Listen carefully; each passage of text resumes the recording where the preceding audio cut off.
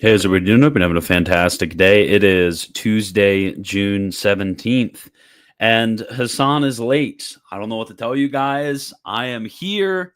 I am on time. You know, I quickly ate my dinner. I got back here. Hasan and I have been doing we probably have done 4 or 5 hours of interviews in the last 2 days. We've been doing a lot of work on the upcoming TavNet documentary about the conversion of the Muslim world. But we just wanted to chat about a bunch of random stuff, you know, a bunch of the stuff we've been reading about recently, a bunch of the stuff that we've been thinking about recently, a bunch of the stuff we've been talking about recently. But just have a nice, good conversation, maybe talk a little bit about Pope Leo, talk a little bit about about whatever you guys want to talk about. You guys could ask questions too. We could answer those. But this is how it is working with Arab people. I'm telling you, had to do a lot of interviews with Arabs over the last 2 days. Not to be racist. You know, don't mistake this for racism. I have affection in my heart for the Arab, Amazi, and Persians, Azaris, you know, all of those groups. But they cannot be on time ever. It's like it's illegal for them. They have some sort of, you know, immutable racial characteristic where they cannot be on time to literally anything. It's funny. It's Elijah Yassi. I had my stream with him like 2 weeks. So we're waiting for Hasan right now. But I just wanted everybody to know that it's not my fault that we're late. Elijah Yassi and we had our stream, and my bad, my fault. I showed up like 30 seconds to a minute before it was supposed to start. I'd given him the link and I had something to do, and I actually showed up a little bit later. I wasn't late, but, you know, I wasn't exactly early enough to start on time. And he was like, "It's okay, man. I'm Arab. I understand how it is. You know, we're always late to stuff. But this is real. Always late. I mean, it is 6:34 right now. We're now 4 minutes after the start time, and Hasan just showed up. Hasan, I'm really sorry. I'm really sorry. I had to deal with like another morality policing. Morality policing. So you're policing the morality of somebody? Yeah, I have to figure out how to get a North African to stop posting coal on her Instagram. Wow. Yeah, this is a huge problem with the Moriscas, right? They post coal on their social medias. It's the little things. I mean, you know, sometimes the issue is like this person's family might kill them, so we have to get them to leave the country and go to a different place. Sometimes it's like they can't stop posting pictures of themselves that are inappropriate on their Instagrams. You know, it's just the problem. But I mean, hey dude, it's your people. You know, it's your people. It's just what you got to deal with, man. It's you signed up for it. It's all you. But how have you been? Yeah. I feel like it's been a while since we've had an actual Hasanite stream here. I've been okay. Over the last week, like my brother got married last week. He's on honeymoon with his wife in Turkey right now. I had a pretty good week, but it was a lot of hard work. And there's a lot of kind of funny stories. The main one is that We finished the wedding, and there was so much leftover food. We brought it all home, and we looked at it, and we were like, if we don't find a way to get this eaten, we're gonna be committing a sin. It's so much food. This is so bad. So we had to like invite like half the city's like Muslim community to our house. It felt You have to like you have to go to like the street, get some homeless dudes to eat all of the Muslim food. we'd get in trouble. Wait, you say Invite you like get in trouble everyone for we knew. Yeah, and this, bro, it's the UK, man. You have to, if you give homeless people food, it's got to be like, especially in a regularized way, it's got to be like, it's got to be sealed packaging, all that kind of stuff. Why? Because on the off chance that somebody gets sick, you're going to get blamed. Oh. Interesting. Yeah. So yeah, I mean, we had to deal with all the leftover food.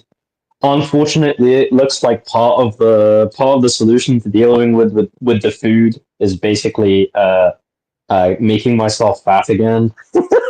I don't know if there's any other way to solve the problem, but yeah, we invited like at least 60 people to the house over 2 days to come and like eat some food, take food in Tupperware containers. We still had to throw out like 2 buckets of rice, bro, and the food has been like categorized. We've frozen about like this a whole bunch of cheese that we bought.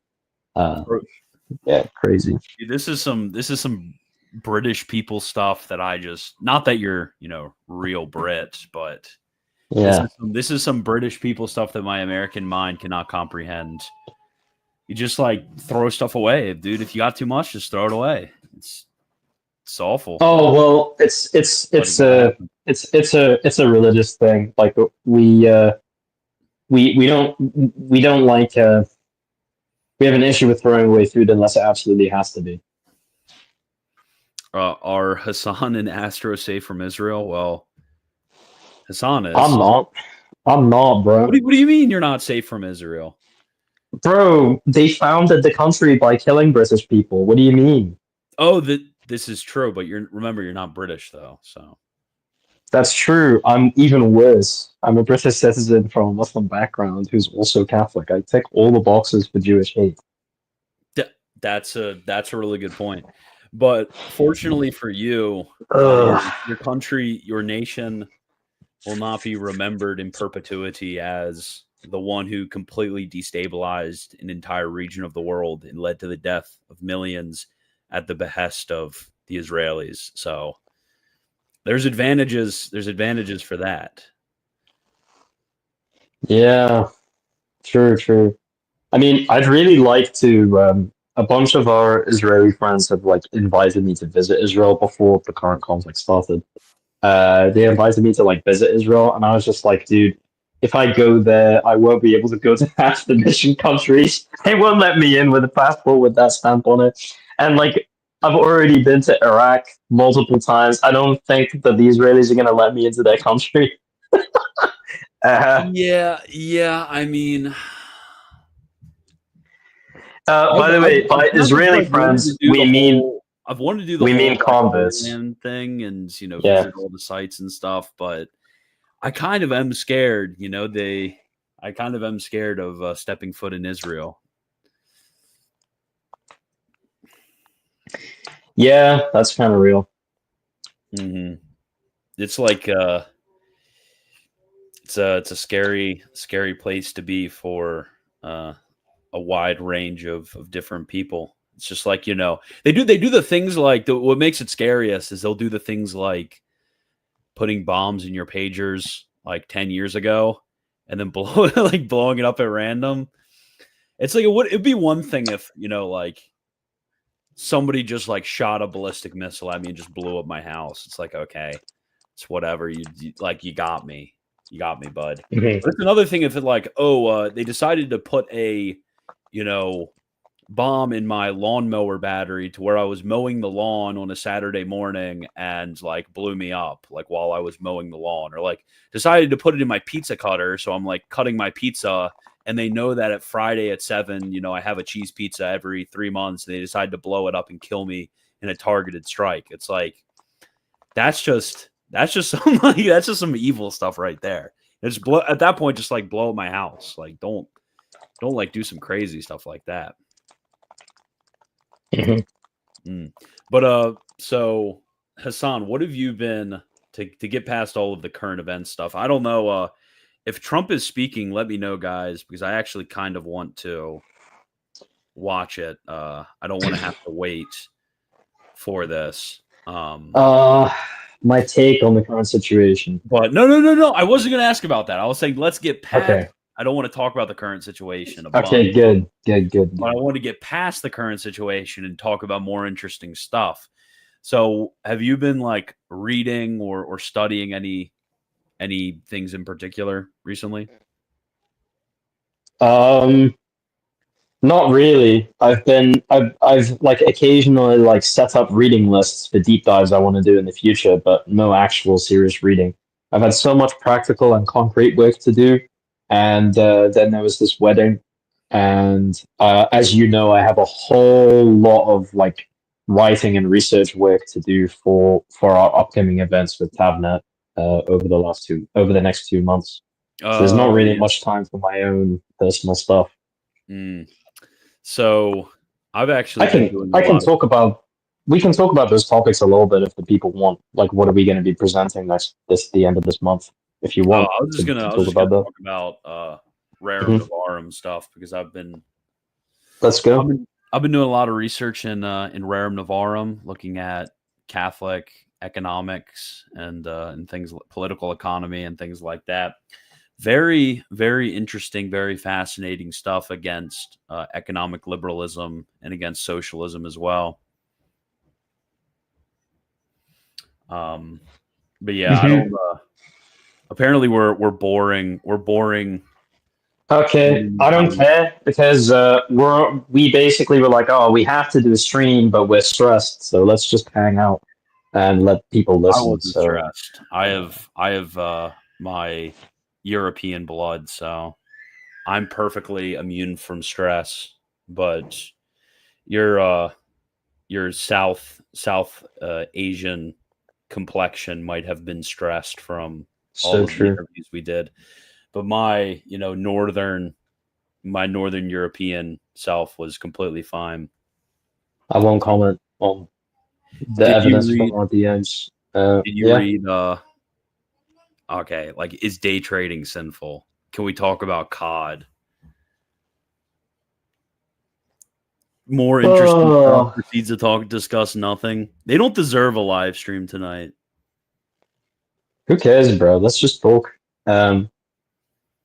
Yeah, so one of the things I'd like to see covered in a Rerum Novarum video is a repudiation of the completely retarded interpretations of this as basically like textually establishing distributism, which is a actually retarded ideology.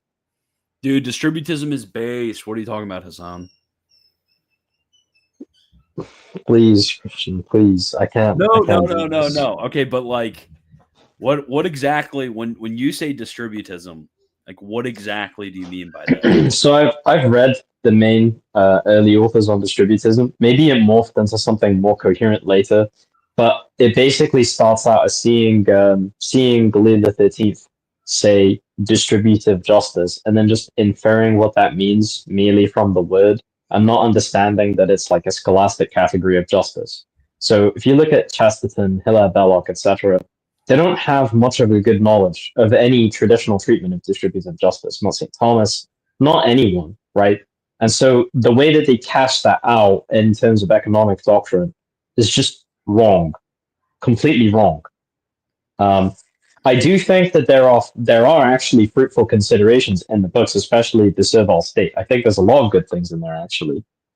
But I don't like I don't like the overall system, and I don't like how they interpret some of the assertions in Rerum Novarum.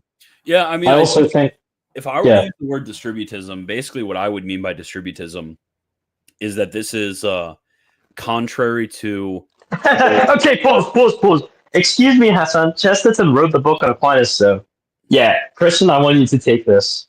Dude, that book sucks. That book sucks. Literally, Chesterton got done like drinking a fifth of whatever alcohol he was getting drunk off of that night and smoking 72 packs of cigarettes and 4 cigars.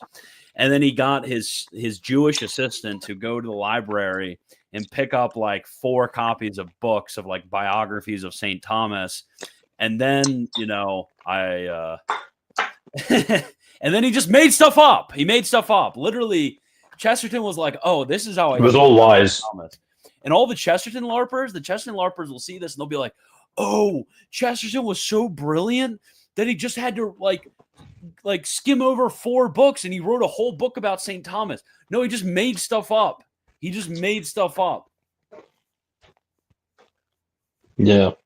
Awful. It's a terrible book. That book's awful. Yeah. If I became the Ayatollah of America, if I became the Catholic Ayatollah of America, what I would do is I would burn every single copy of burn it alongside all the pornography. Yeah. Yes, alongside the like piles of pornography and then Chesterton. Those would be the 2 piles of books that I would be burning. Specifically the biography on St. Thomas. It's an awful book.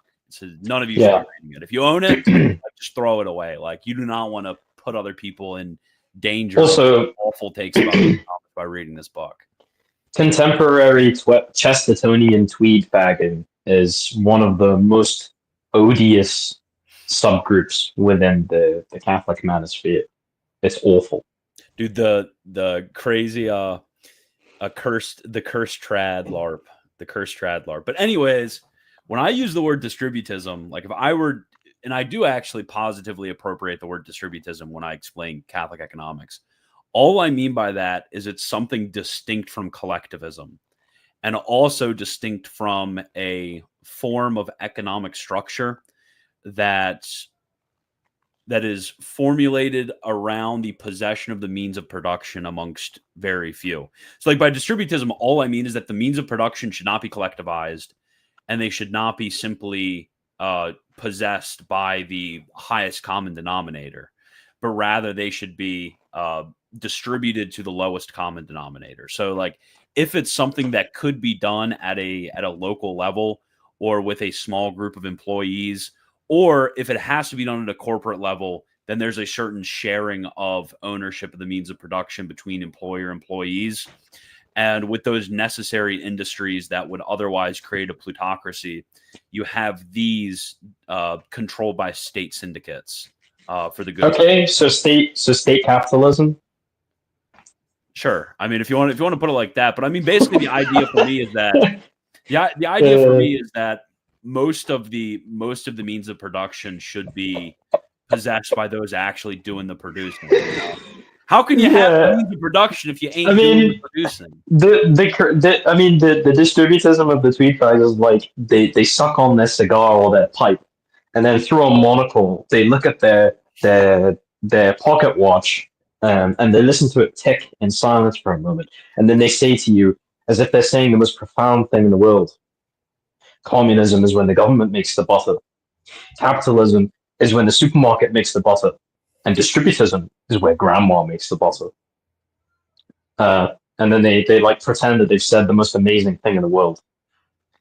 Well, ultimately, I think the general idea around the economic teaching of the church is that, like, if I wanted to like essentially like concretize this into its lowest common denominator, like the fundamental sort of axiom upon which it rests, it's basically that the ownership of things in domestic society stabilizes domestic society and is able to free it to seek religious goods. So like the material needs of man are fulfilled in such a way as to where they are able to sublimate that to higher ends.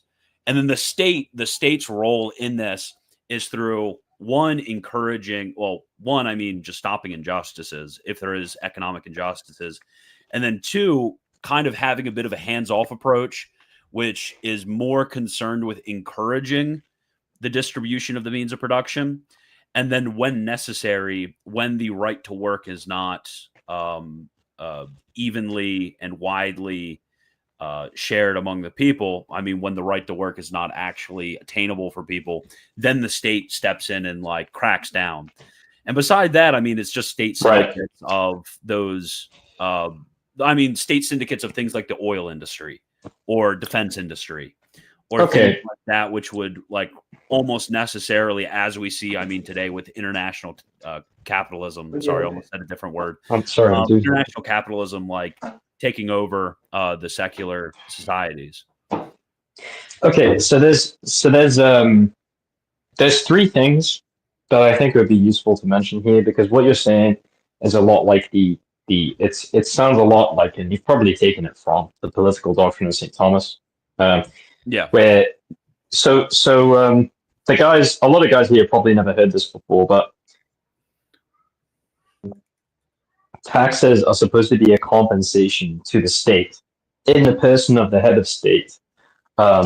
Basically a compensation so that he can continue to run the keeping of the internal and external peace of civic society, meaning basically internal peace is protected by like preventing banditry and theft, etc., and external peace from like incursions by terrorist groups, governments, etc. Right? And so you're not taking taxation to keep a health system running, or are you? Because you can argue from certain principles in St. Thomas for like bare minimum, like emergency things that are dealt with by richer people. But then generally speaking, if you're going to have government non-profits, like hospitals being run by the state and so on, this is going to be dealt with not by taxation, but by what's called government enterprise. So you have for-profit government businesses that are competing in the market against other companies, both to foster better competition. And this is pretty much explicitly mentioned by St. Thomas in one of his works, I think actually in the Summa. Yeah. You have state-run companies that are for-profit, that are running, and they could be in almost anything, to raise money for the state being able to do these other extra works, right, out of zeal for the good of society. And basically what this does is it prevents government work from harming competition, which is one of the issues with like socialism. And the second thing that it's able to do is that it's able to actually have the government perform a special work for the people on its own, without having to siphon off money from the people, except by way of providing goods and services to them. Also, government trading in other countries with state for-profit industries. Mm-hmm. Another principle which is often forgotten is that for St. Thomas and for the other medievals of that time, being the head of state was a almost monastic way of life. You would only have luxury and pomp for the sake of demonstrating to the nation, like in your own person as a sort of figure of the nation, the dignity of the people. You wouldn't be eating good all the time and wearing the comfiest clothes, etc. Kings were expected to do great mortifications. Their families were expected to do great mortifications. They were expected to receive for their personal use only the minimum of funds necessary to live a dignified and virtuous lifestyle. Okay? A lot of the funds would go into finding the best educators to train the families, next generations, right? Mm-hmm. That was where funds would go. I think. Mm-hmm. Well, I mean, I think the biggest contemporary challenge, though, because for me, it's like if we had higher oil prices, if we had high, like basically if like there were crappier products which are done by the state syndicates, and actually competition was lowered to such a degree as it's less quality products, costs more money. It's like I would be willing to sacrifice that, because the greatest evil in which we are laboring under in the contemporary economic challenges are international capitalism. It's the plutocracy of control of the rich. I mean, this is something that really, I mean, I talk to you about this a lot, and I I took notes on this in like very dramatic terms. But this is something that I noticed and like really struck me when I went to North Africa, and I saw like the complete the complete just like divide between the type of imagery that was presented by the Western capitalists in their advertising and in the ways in which they were trying to shift society, the ways in which they were trying to present. It's so obvious, right? Yeah, they're indoctrinating, because I mean we see in the West, like, you know, when you watch commercials, it's like, okay, they're Pope Leo talked about this a while ago. Like, they're presenting in their advertisements or in their media, they're presenting bad lifestyles as somehow good. But I mean, they're doing that, but all the stuff that we suffered like 30 years ago. So for them, it might just be a woman dressed slightly badly or something like that. But it's very obvious when I go there that the people of the advertisements are not the people who are in the country. And these international capitalist groups, like they have ideological ends when they're doing this stuff. And really, what's worse about it for me is that it completely destroys Catholic teaching surrounding what the secular arm does in civil society. The highest power in civil society is the state. The state, it's that is the power in civil society, obviously relatively like in that order, because ecclesiastical authority only has indirect authority in the sort of temporal realm. But the highest authority is the state. The highest authority is not, international bankers. The highest authority is not McDonald's CEO. The highest authority is not these individuals. So the ones who should be directing the common good, directing the messaging, restricting speech in ways that need to be restricted, that's the state. That's not what the McDonald's CEO decides should be on the billboards in freaking Tehran or whatever. Like, it's not, that's not the messaging. So for me, it's just like I don't care what I have to suffer in terms of material prosperity. I just want the power of the international capitalists, and I'll keep it by just saying international capitalists. Read between the lines, everyone. But the international capitalists, I will do anything so they don't have power anymore to influence. Okay. So I have two things to say to this. The first one is a pushback on a slightly esoteric question. I don't believe that the church only has potestas indirecta. I just think that it's more fittingly given to the state to perform those functions. But we could have a discussion about that. They can have direct power, but those are like extraordinary circumstances. Yeah, I just deny that, and I deny this not on the basis of like local episcopate. Sententia. Yeah, I think that that's the case for the ecclesiastical power considered in itself. So I don't deny the sententia communis. Okay, I say that like a local bishop or the national church does not have any direct temporal power, but I deny that for the Roman Pontiff. Oh yeah, he has direct. Wait, so you think that he doesn't simply have direct? Okay. Anyway, let's just get past that. Yeah. And get Okay. All right. So aspects that the Roman Pontiffs. Yeah. So the second thing that I want to bring in is a very forgotten thing. It barely comes up in later discussions on this matter whatsoever, and I think that is for the same reason that. Let's say that the Lenten fasting doesn't look so hot by the 1800s. Okay, so sumptuary laws. Sumptuary laws were basically on their way out by the 1400s. Okay, by the end of the High Middle Ages, sumptuary laws were finished. But why did they exist? What were they for? How old are they? And were they repurposed by Christian kings? Yes, they were. But basically, what is a sumptuary law? A sumptuary law is a law that restricts luxury for the people of a society by state power.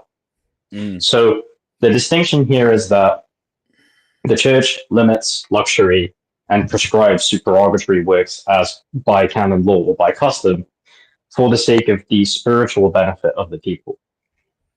But the state prescribes this for justice and for the temporal well-being of the people.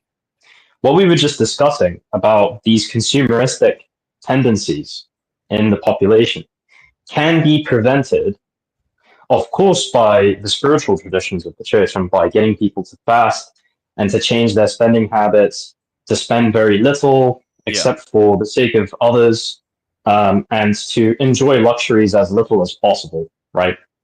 Of course, all of that is great stuff.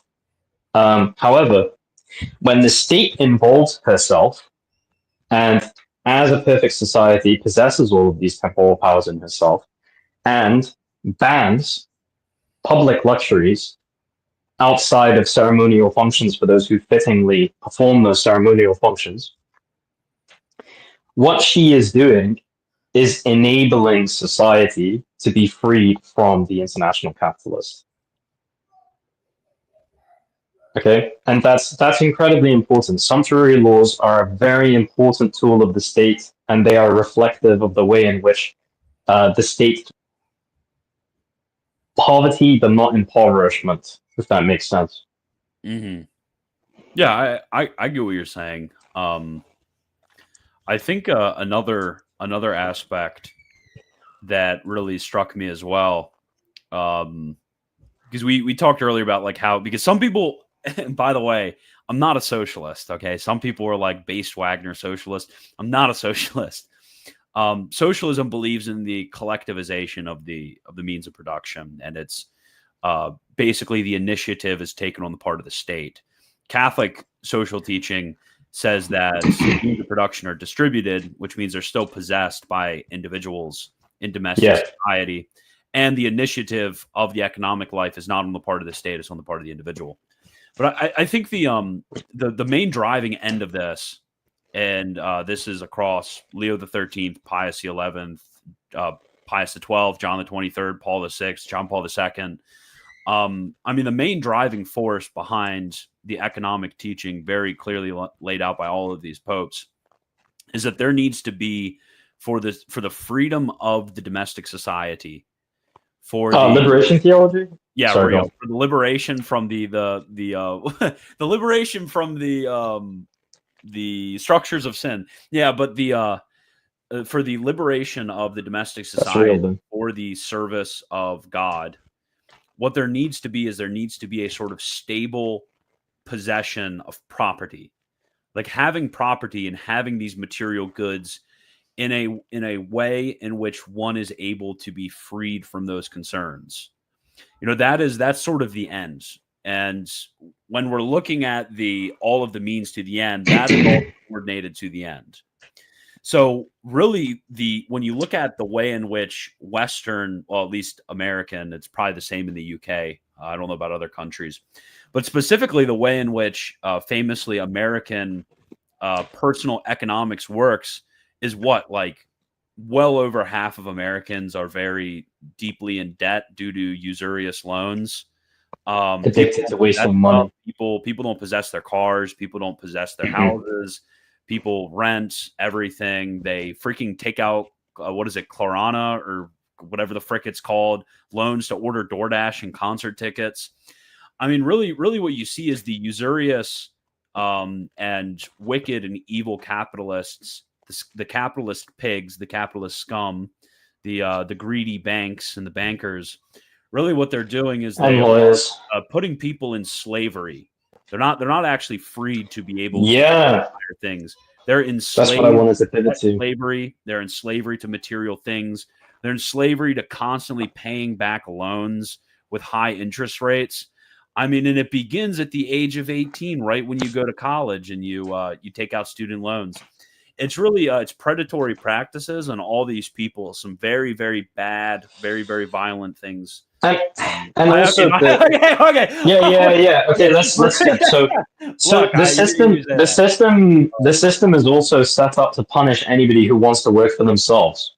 Anybody who's tried has experienced this. Okay? Yeah. I mean, I work for so like for me, I'm a business owner. Like you guys may not think of me like that, but I'm a business owner.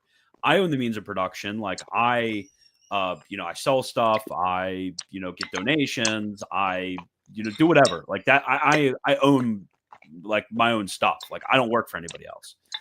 But for me, it's like tax season. I pay a lot of money during tax season. Like my taxes are very high. the entire system is really set up against those people who do run their own. And none of it is automatic when you work for yourself, and you're never taught in school or by parents or anything how to do that. You have to research it. Yeah, yeah. I mean that's absolutely true. It's I had that the type of things that you have to learn when you're running your own stuff is quite immense in the economic sphere. But this is why, and I think that's a good point. When we look at the teaching of the popes, there is a role for like being employed. It's not like if everyone's a butcher, let's say you have like 1,000 butchers, it's not like all 1,000 butchers are going to like learn how to run their own small butcher businesses. It's like the ideal is that all of them are able to do that, but obviously there's a bunch of people who just don't have the natural skills or disposition being able to. What are you owing? Just continue. I'll lay it out in a sec. But it's funny because you alluded to a very interesting position in the Valladolid debates there. Oh, I mean, basically what I'm saying is they don't have the natural ability to escape slavery. Oh yeah, natural slaves. Yeah, natural slaves. Yeah, I believe in natural slaves. Yeah, I believe that there's so do I. But so do I. The difference, I side with Father De Soto. I side with St. Thomas Aquinas in his commentary on Aristotle's Politics. But there are people. That's what he cites. That's what he cites. There's two situations. Mm-hmm. One, there's a situation of apprenticeship where people, when they're beginning to learn some sort of trade and they go into the possession of the means of production, like they need to be trained in order to learn these things. Like so you need to be an employee then. Two, there's certain industries that just require employees and employers. Like it's just not the type of industry where you can't have like local iPhone makers for everything, every single city. And then three, there's the case of the people who just naturally are not able to possess the ability to do these things on their own. And we can think about people groups, especially in the United States. People that need voter ID. Yeah, I mean, people who are purchasing DoorDash orders at 30% interest. People who don't tip when you DoorDash to them. But yeah, real. I mean, you have these types of people, and it's awful that these types of people, are being abused and tricked like this. But it's part of the authority in the United States should see this crap and say, hey. This is manipulative. Like, I don't care whether you guys agree to like pay your DoorDash order in 4 installments, your Amazon order in 10 installments at 35% APR. Like, I don't care if you do that. This is just wrong. And that's part of like what is delegated by the church of the state. I mean, the church is supposed to protect the rights and to protect the worker who may not even know better from being abused by their employer or by the bankers or by the international capitalists or whoever else is trying to destroy their lives. But yeah, what were you going to say on natural slaves? Well, first I want to define some terms that we're using. What exactly is servitude? So I'll briefly explain because we've been using that term here for a while. And yeah, I want to recapitulate one of the main aspects of like social justice when with respect to economics is that we want to produce an environment where those who are capable of meriting to pull themselves out of slavery are able to do so. Okay, but what is slavery?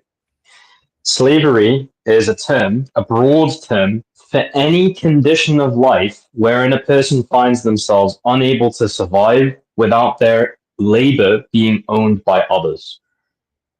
Okay? Any condition of life where you cannot survive without your labor being owned by others. Now, this can be established with respect to physical impossibility and with respect to moral impossibility. Okay? So, for example, if you're addicted to 7 different things that cost money, and if you're basically socialized into not being able to think outside the box, okay? And if there's no morally acceptable ways for you to do so, you will not be able to come up with a way to survive on your own labor, to own your own labor, okay? Am I audible? Sorry about that. Yeah. One of my headphones I'm died. tracking right now. I was Yeah. just messing around in the live chat. All right. So that's the first point on what slavery is. Second, it is actually the case in the doctrine of St. Thomas that the sed libera nos a malo actually includes this malum of slavery, right? Not that slavery is intrinsically evil such that no one can ever be legitimately subjected to it, or someone could never legitimately subject themselves to it. That's not true. Slavery is permissible to reduce somebody to, and it's a permissible state of affairs that some people are slaves. That being said, it is an intrinsically undesirable condition, and the Christian employer and the Christian citizen should desire that all people in general and people that they employ or know in particular are able to acquire the skills, assets, etc., necessary to escape that condition. So by charity, but also to some degree by the justice owed by general affection to fellow citizens, you should desire that people get to the point where they don't have to be employed against their will, right? So that's an important last clarification. When somebody escapes slavery, that doesn't mean that they don't work for someone anymore. It just means that they could work for themselves if they wanted to, but they're choosing to work for someone, or they work for themselves actually. You see? Yeah, I mean, so when it comes to it's interesting the sort of compensation package that the popes talk about. They say basically, like, obviously, when you have a person who's in a situation, there are certain industries, as I mentioned, certain people who cannot, be self-employed, whatever. Like what a person working as a practicing and getting good at the job so they can go out on their own apprenticeship. When you have a person who is working for another, an employee in whatever way, for whatever reason, there's not only the just wage. Everyone wants to talk about the just wage. Everyone wants to say, okay, well, a just wage is able to fulfill the material needs of the family without the wife or children working. And then also through thrift, and they explicitly mentioned through thrift, the person is able to save money because the saving of the money is able to provide inheritance. It's able to give real ownership. It's able to give stability. It's able to, perhaps do things like provide education. There's other reasons. Yeah, socioeconomic ascendancy. Yeah, through thrift, that's just wage. Everyone knows about just wage. Everyone wants to talk about just wage. But there's another aspect that gets mentioned. And this aspect is the share in ownership. So, like in a modern American way, the way that this is usually done is through like a more holistic compensation package. Like you get paid X amount, and then you get X amount in stocks. Or another way it does is it's kind of like a random bonus. Like you get a bonus through the like type of profit. It's kind of like a profit sharing sort of model. Is you get a bonus at the end of the year, and this is a way of like sharing ownership between employer and employee. So like how would that fit in with like the concept of slave? Would that almost make like the concept of like even voluntary employee slavery like impossible if they're always getting compensated with partial ownership? Or does it like actually require some sort of say on like the running of the company? That's a really good question. So the question is, at the end of the day, it comes down to the ownership of labor, right? So it really comes down to does your labor belong to others, or does it belong to you? Do you owe others? Do you owe an employer your labor? Now this might sound kind of shocking, but in contemporary society, even a CEO is a slave of the shareholders, even though he earns so much money, right? Yeah. So Hella Belloc was right in this. We've created a society where almost from top to bottom, everyone is a slave. And a slave of who? Well, we're not going to go into that because we're not allowed to. And Okay, so Look, basically, he has the somebody privilege. asks. He's named Hasan. Someone asks. So yeah, that's on me. So second question. So somebody asked, well, in light of all this, what's wrong with communism? The issue with communism is twofold. First of all, that individuals have an intrinsic right to the development of private property, and that's something that's founded in their nature in the context of the state. Okay, because the state, while it is like a secondary and emergent natural reality, nonetheless it is a natural institution, right? Yeah. We should probably talk about that in a sec. And then secondly, the second issue of communism is that communism is intrinsically conceived of in a system material. That's why the Marxist view of history is also called the materialist view of history, because human beings literally only exist in order to further their temporal prosperity. We deny this, and we say that human beings exist in order to further their worship of God. Yeah. Mm-hmm. I mean, there's also the third aspect. Basically, the third aspect is about who initiates the economic life. What really a lot of the idea behind the sort of freedom that we have, because there's sort of a twofold way of destroying this freedom. There's the placing our end in freedom, which is economic liberalism. That's capitalism. Capitalism is economic liberalism. It's the economic part of libertarianism. They think the highest end of the civil society is the freedom of man, whereas that's liberalism by definition. But on the other side, what we have with communism, communism places the socialism places the end of man in material goods. Like that's what the end is. But really, what you get with the Catholic economics is the initiation of the sort of economic system is actually found in individuals. The initiation, Right. Also, like the economic life, is a natural reality. It's not a reality that comes from the state. So the initiation comes from individuals, and the state, because when it comes to the use of property, so this is the distinction between the ownership of property and the use of property. Pius XI goes over quadragesimo anno, but the ownership of property comes from one's own initiative, but then you have the use of property, because we're in civil society. When we use property, we buy, we sell, we hire, we fire. You know, when we're doing all these things, we're using our money in civil society. This is something which enters into the competence of the state, because the state is able to order, direct, encourage, restrain for the sake of the common good. So it's economic liberalism is wrong. Capitalism is wrong, because capitalism says, no, actually, you can't do that. Actually, like, one should have free reign to the use of property.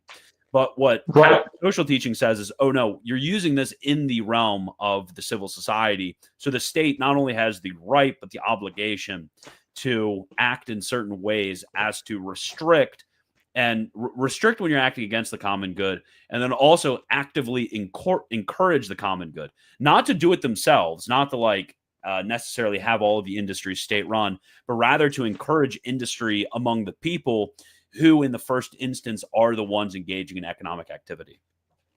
This is why capitalism is the less false of the two, because capitalism places enterprise in the hands of the individual excessively, whereas the state takes it out of the individual's hands. Secondly, capitalism capitalism says that the end of the state is man's freedom, but it describes this freedom incorrectly.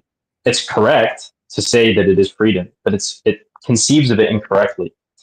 The purpose of the state is the adoption of man from his condition. Okay, and we can change that adoption to a more common term, education. Okay, so to educe something is to free it, to release it from what it's contained within. Okay, we often in our Latin text we refer to the harrowing of Hades in Latin to the adoption of the just, right? Mm-hmm.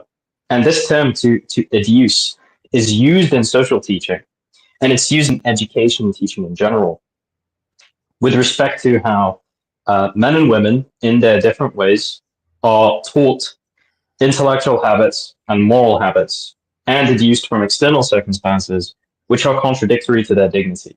And this is where Dignitas Infinita stuff kind of comes in, but you can read that for yourself. So to get into this, we have to talk about the foundation of the state according to the teaching of St. Thomas and the Scholastics. So biblically, the state is a kind of marriage between a body of subjects and the ruler. Okay, the chiefs of Israel go to David when they accept him as king, and they say to him, "We now become bone of your bones and flesh of your flesh." As Adam declares to Eve that this is now bone of my bones and flesh of my flesh. Okay, this is important because there's something called translation theory, and this principle comes from an axiom that you cannot give what you do not have for giving. Okay, if I have 0 apples, I can't give you 1 apple or 2 apples or 3. Okay. In the same way, if there is nobody with a plenary power of authority in the church, how are there meant to be archbishops? How does a supra-episcopal structure develop? Well, there has to be a Roman pontiff who has supreme authority. Okay. Okay. So when 2 people get married, where does the authority of the man over the wife come from? Some people say, well, her consent. Okay, but a wife doesn't have all of the powers over herself that a man has over her. Okay? There are equal powers, like the marital debt, but then there are hierarchical powers. And those hierarchical powers don't exist for the woman over herself. She does not give up her individual autonomy and hand it over to her husband. Rather, there is a secondary authority introduced, which no one had over her prior, except maybe her father. However, if a woman happens to have no father, who hands over that authority? Not the father. So in a marriage, in nuptials, we often have the father handing over the wife to the new husband. Okay? It's incorrect to conceive of this as the father giving something of his own to the husband. Rather, the father relinquishes what is his, and God bestows what he gave to the father, right? And more, God now bestows upon the husband. Okay? So in the authority being given to the husband, the father loses his, but it's from God. Okay? So marriage is a natural institution where the hierarchical power is from God, not from any human. Hence, Christ says, what God has put together, let no man put asunder. Okay? So the state is very similar. This is called translation theory. So basically, a group of families, remember the family is the basic unit of civic society. A group of families come together and the familial authorities hand up their power to some extrinsic or internal authority who becomes the sovereign of a new society composed of those families and the individuals within them. And why do they do so? To guarantee and cultivate certain freedoms which could not be guaranteed or cultivated without the state. That's the function. Okay? So the purpose of the state is freedom, right? To pursue the prosperity of the human individual and of the human community and of the human family, right? All these different levels of being in among humans. To pursue the end of those things in tranquility and peace.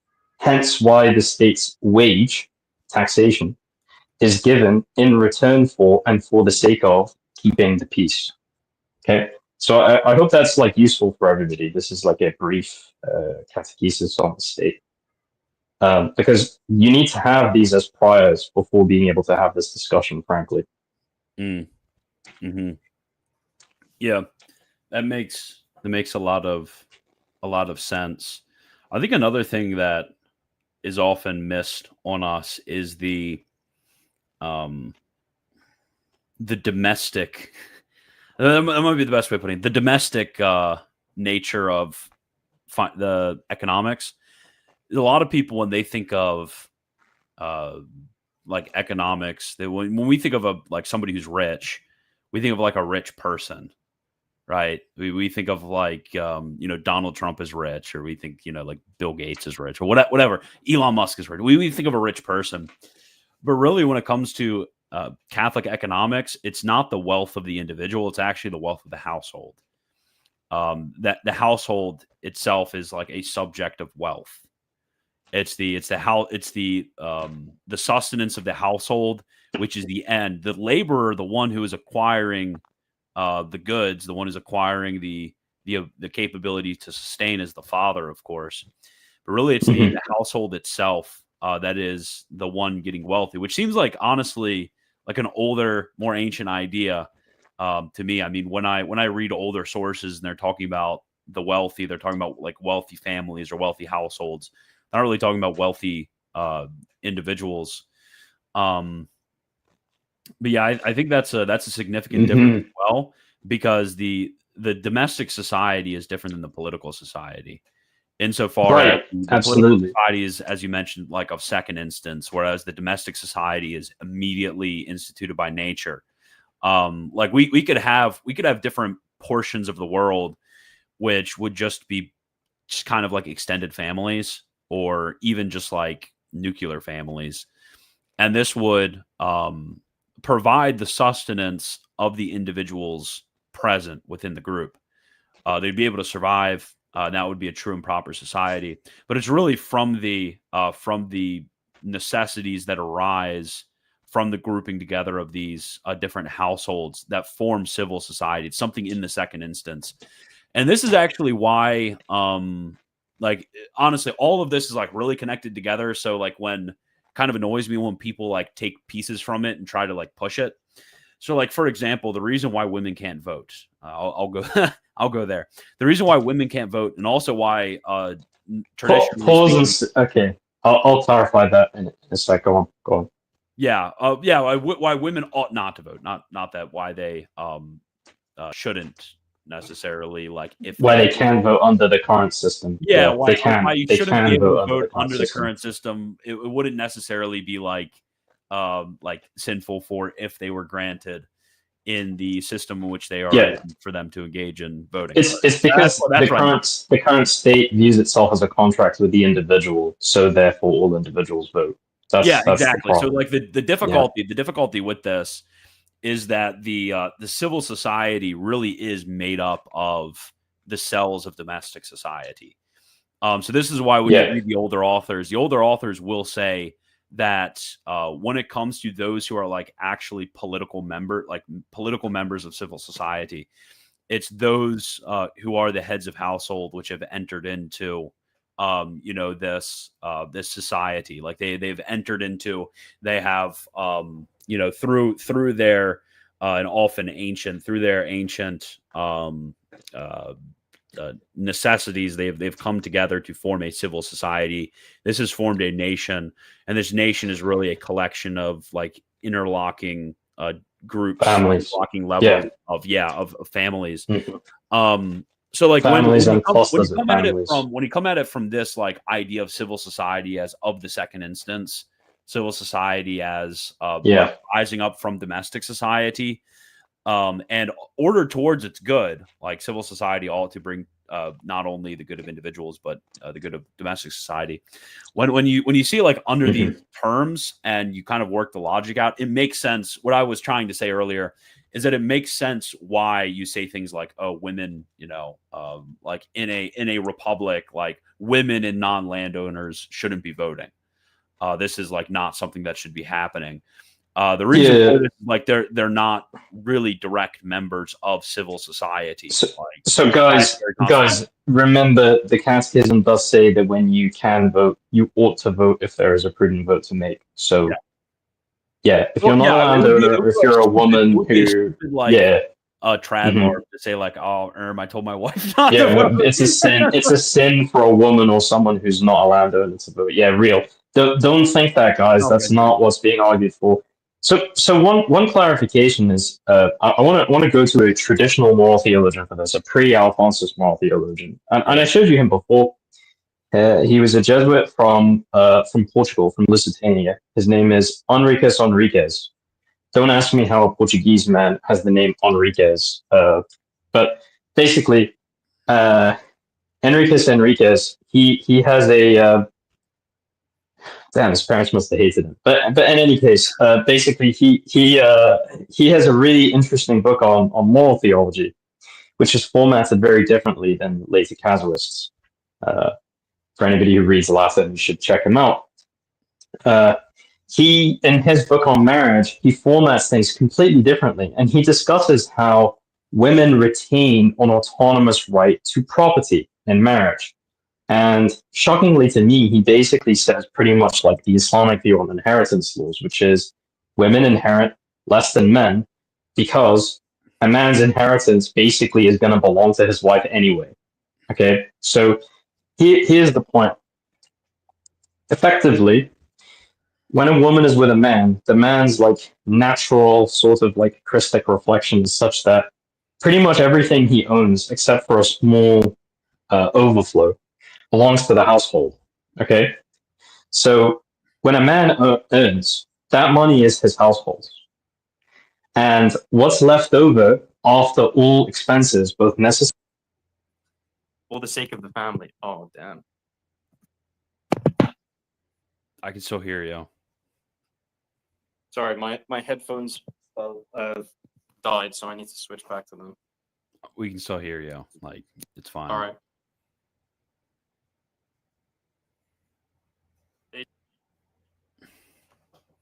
that Oh, there you go. Enriquez, from what I remember. All right. So basically, he basically says that. Oh, people want me to go back to the other microphone. Okay, Yeah, sure. dude, your microphone of your headphones. I mean, it doesn't really matter. Like, we can still hear you. It's just your other one's like 10 times better. Okay. So I'm gonna watch the video eventually. Don't worry, Felix. Okay. Enriquez says that. Okay, please don't just insult our moral theologians. He was a very holy man and is generally revered among the Jesuits. So winning 11, you should get banned immediately for insulting holy clergy. For insulting Enriquez. Okay. Yeah. Okay. So basically, he says that the money that you earn, except for an excess income, belongs to the household.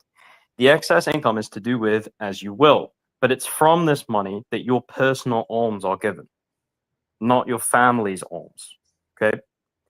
So that money that's left over is for your personal alms, and that personal alms that you give, some of that money may be used for your legitimate personal entertainment. Okay? And so that's why the alms giving is especially meritorious, because you're giving it out of the money that you would otherwise legitimately use for your personal interests, right? Then the family income, the money that you give, is not contributed to by your wife if she has any income of her own, which he says it's good for her to have, right? Provided that it doesn't damage her duty, her primary duty to raise children and take care of the household. He says that it's good for her to have this income, and any of that money is hers to use as she sees fit, according to, of course, like her discernment of the will of God. So all of that money is for her to use as alms, to contribute to the family if necessary, and to use for her own endeavors. Obviously, if the economic situation is difficult, then she would become like obligated by justice to give that money to her family, right? So under current circumstances, there are many families where both the spouses unfortunately need to work. But as Pope Pius teaches in Quadragesimo Anno, that's immoral. That's a structure of sin when women are obliged to work, right? So all of these points are, I think, are very important. They might be a bit esoteric or seem a little bit antiquated, but I think that if we're trying to build a just society, we need to have a clear idea of the goal to be pursued, the end to be obtained. Hasan, you know the guy that you made me ban earlier? Yeah. That's literally just a Spanish spelling of a nickname. It's like a nickname that the Spanishes have for Enrique.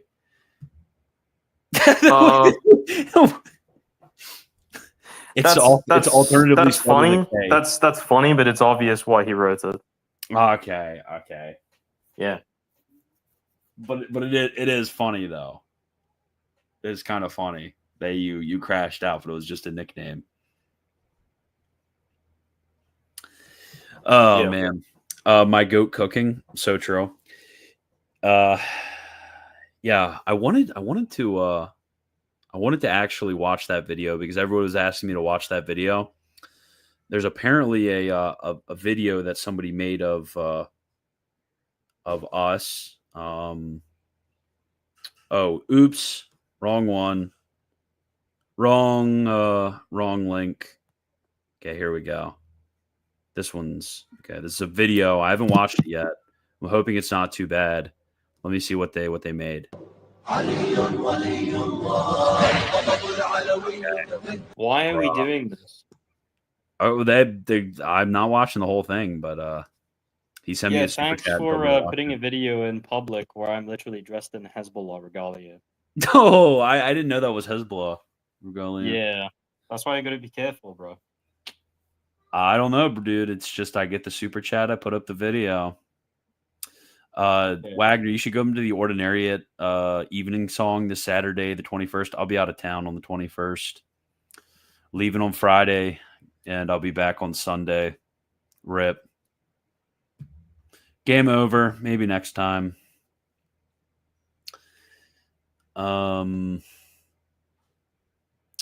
Is there anything else that I want to talk about? Because we've been going for over an hour. Is there anything else I want to be talking about for economic stuff, or should I just answer the chats? It may be beneficial to talk a little bit about like what does the state's end actually consist of, and what are its proximate ends? Yeah, that's a good one because a lot of times people confuse like the proximate and the remote ends of something. Like, for example, when you read Rerum Novarum and then you read Mater et Magistra and like other interpretations of Rerum Novarum from the Magisterium, they'll like speak almost in like a twofold way that may seem confusing if you're not being careful. Because at some points they'll say like the end is the material good of the people. Like that's what they'll say. Like the end of property, the end of labor is the acquisition of property. The end of property is like the material well-being of people. But then they'll say, oh, well, the socialists are in error because they put the material good as the end of, as the end of an individual. And it's like, it's a sort of very weird speak. And then they'll say, oh, well, the end is like the good of the person or the good of the body, the soul, they'll phrase in a bunch of different ways. But really, I mean, this is just kind of like the fact that, and St. Thomas talks about this when he talks about our end being money, is like money has a way of multiplying ends.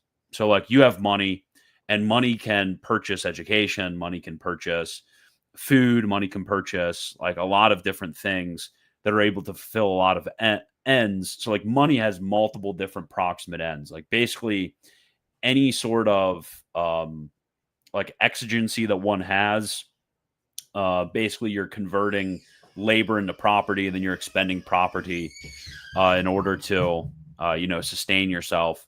But ultimately the ultimate end is going to be the fact that all of these proximate ends are sublimated or submitted to or ordered to something higher. So like the material well-being of the body is fine, but I am making sure that my body is fine, so I don't die in my soul.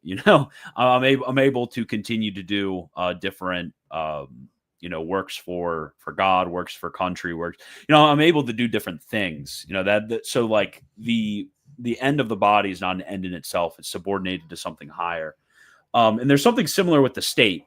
And Gary Lagrange, he talks about this in De Revelatione when he's talking about the obligations of the state to receive divine revelation. Basically, the end of the state is something which is temporal, like the proximate end of the state. And something which is temporal, it's the good order and peace of society. Like that's really what the end of the state is. But this is not like an end in itself. This end is subordinated to higher ends because God has, by his positive will, God has decided that he is raising us up to a supernatural end, the beatific vision. So like all of our like small little proximate ends of things are going to end up being sublimated to that greater end of the beatific vision. It's going to dispose us towards that end of the beatific vision. And therefore the state actually takes on, and property and domestic society. And you can read Vatican II's decree on the lay apostolate. It's very good Right. for getting this notion down. It's really all of this is going to end up being sublimated to some sort of higher end. And there's a dignity and almost like a spiritualizing of all of these secular things. Yep. Yeah. So two things to say about that. I want to add a middle object, kind of like between the proximate end and the supernatural end. Yeah. Which is that the natural end of the state is below but connected with the supernatural end of the state on account of what the laity are ordered towards by the sacraments and preaching of the church. And that natural end is the natural contemplation of God by religion and the acts of worship of, that is, the acts of the virtue of religion. And it's very useful to consider this twofold because it makes a lot of sense when you consider charity as the supernaturalization of religion. Okay. So religion is virtue with two different kinds of actions. There are primary acts of religion, which are like direct acts of that virtue. And these acts are repentance, sacrifice, and adoration, which are all acts of worship. Okay. Primary acts of worship. I won't go into that in detail. And then there are the secondary acts of religion. Example would be fasting. And these are actions where some other virtue is commanded by religion. St. Paul tells us to pray unceasingly. And one of the goals of the Christian life is to come to pray unceasingly, to remember God in all actions, to virtually intend all actions to the service of God. As St. Paul says, whatever you do, eating or drinking, do all to the glory of God. And this is done twofold. In the natural order, by religion commanding any act of any other virtue. And in the supernatural order, through all moral actions being animated by supernatural charity. The state's function, ultimately, right, is to foster an education of society whereby society is able to attain to this end of referring all goods to God and of doing of being virtuous, right? Of being virtuous, of making great acts of virtue, and for all of those acts of virtue to be commanded by religion. Okay, so as you can see, our view of civic society is completely incompatible with the non-religious view of the state, as if the state is for a purely secular purpose by nature, and it's only through Christianity that it takes on a religious role. That's just not true. The state is by nature ordered towards the virtue of religion in men. So that's the first point regarding religion. Do you think that's useful, Christian? Yeah. Okay. I was actually just reading about this the other day in St. Thomas's treatment of religion and sacrifice. Awesome. The second thing is about money. So money is what we call not a natural good simpliciter, but it's a natural good secundum quid, or a natural institution secundum quid. What do we mean by natural secundum quid? There is a this subject or custom is really like my thing as an anthropology guy interested in Thomism. So 1 Corinthians 11, St. Thomas's commentary on 1 Corinthians 11, and the fathers in general are really good for establishing these principles. In 1 Corinthians 11, we read that it's somehow like taught by nature that it is shame for a woman to go shaven. What does that mean? Does it mean it's written on the human heart that a woman should have long hair? No, that's not what he's saying. He knows, and the early fathers are aware, that there are societies where men keep longer hair and women keep short hair, or all keep short hair. Okay? So when he says nature here, he means nature secundum quid. What the heck is nature secundum quid? St. Thomas and Scotus explain this, Blessed Scotus speak on this in two different ways. But I think that Blessed Scotus's terminology is useful. He refers to things that are natural secundum quid as things that are consonant with nature. Okay, so it's consonant with nature that women have a covering because there's something about the nature of a woman's body that signifies something about man universally that is useful for us to take pedagogically, morally, and spiritually from her character. And so when she covers her head with her hair, as St. Paul says, this signifies her function for man universally, for universal nature. And then when she cooperates with this covering of nature with her own will, that is, by covering her hair, as St. John Chrysostom says, this completes the sign. He explains this as the meaning of what St. Paul is saying, the sign of power, of authority, ought to be upon her head. So the veil is a great equivalence, a great comparison to make with money, because money is something that doesn't have to exist for there to be a state. There could be a state with barter, but it's more consonant to the nature of the state that it establish the freedom of man, his freedom in trade and commerce, through something which is both a unit of exchange for wealth and a unit of storage for wealth. Money is something that can both act as a vector for wealth and as a storage of wealth. And this is why usury is so heinous, because it attacks the very basis for which the state was established. Okay? Is that helpful? Yeah. Okay.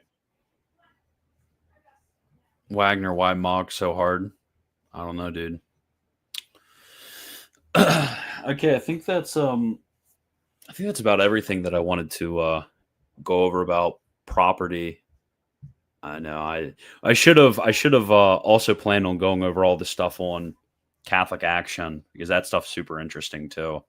A lot of people screw this up, the role of laymen in the lay apostolate, but you guys should just read the decree on the lay apostolate from the Second Vatican Council, and you wouldn't need to hear me yap about it.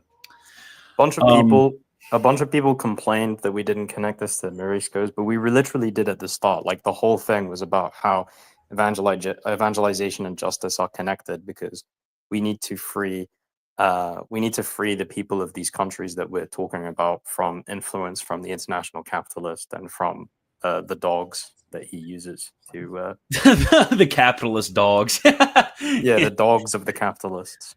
So true. Yeah. It's yeah, I mean that's really something that was very eye-opening for me when I visited. I was like, dang, this is really like we swim in a certain water here in the United States, and we don't see how the really evil passions. Basically, I'll put it like this: concupiscence is being concupiscence is a commodity for the capitalists. What they're trying to do is they're not actually trying to provide material goods for the sustenance of your body. They're not actually trying to fulfill the ends of natural things. Rather, what they're trying to do is they're trying to play off of concupiscence and then make money from the satisfaction that you have of your sense appetites. That's what they're trying to do. And you don't really see it. Like, it's hard to see it when you're sort of like swimming in the water, when you're in you like grew up as a Westerner, you're in a Western society. Like, it's kind of hard to see it. And really, we only see it, like, we only really get mad about it and see it when it's like, you know, the K Jewelers ad shows a gay couple or something. But when you go to a different country that's kind of like their points are different than your points, like what they're trying to push against these people is like completely different than what they're trying to push against your own people, like back at your home country. It really just kind of hit different, and you're like, oh dang, this is what they're doing here. Like, wow, they're doing the same thing in my home country. I just kind of don't really realize it because I'm so desensitized to all of this. But yes, international capitalism, it attempts to profit off of the moral deterioration and destruction of your society. Like, that's what these people do. And they try to not only that, they try to subvert secular authority. We see this like time and time and time again. I was actually just reading about the Mogadesh. Is Mogadesh's name? Is that how you pronounce the name of the can't remember whether he was like president, prime minister, whatever title they have, the head of Iran back in the 50s. Was it Mogaddash? Was that his name? Mossadegh, like Mossad and then at the end. Mossadegh. Yeah, whatever. However the frick you pronounce his name. But I was actually reading about the coup of 1953, where the Shah was ascended to like an actual executive, like beyond a sort of quasi ceremonial authority within Iran. And the reason why they did it is because he wanted to nationalize the oil industry. He wanted to fight against the international capitalists who were using the natural resources of Iran, not for the good of the people of Iran, but for the enriching of themselves. And you know what they did? They like overthrew him and basically threw him in house arrest for the rest of his life. Yeah. And I mean, we see this time and time and time again. When you have secular authorities who do try to take control of these situations of the plutocracy that arises, especially on the international level, I mean, they get killed, they get overthrown, they get bullied by larger countries. Really, and this is especially with the United States, and the United States military is used in this way. The United States military is basically the warring arm for the international plutocracy of the capitalists. Yep. Especially we're for popularum progressio and therefore popularum regressio. So true, so true. Read St. Paul VI. Yep. But yeah, I guess though I've been thinking about that a lot recently.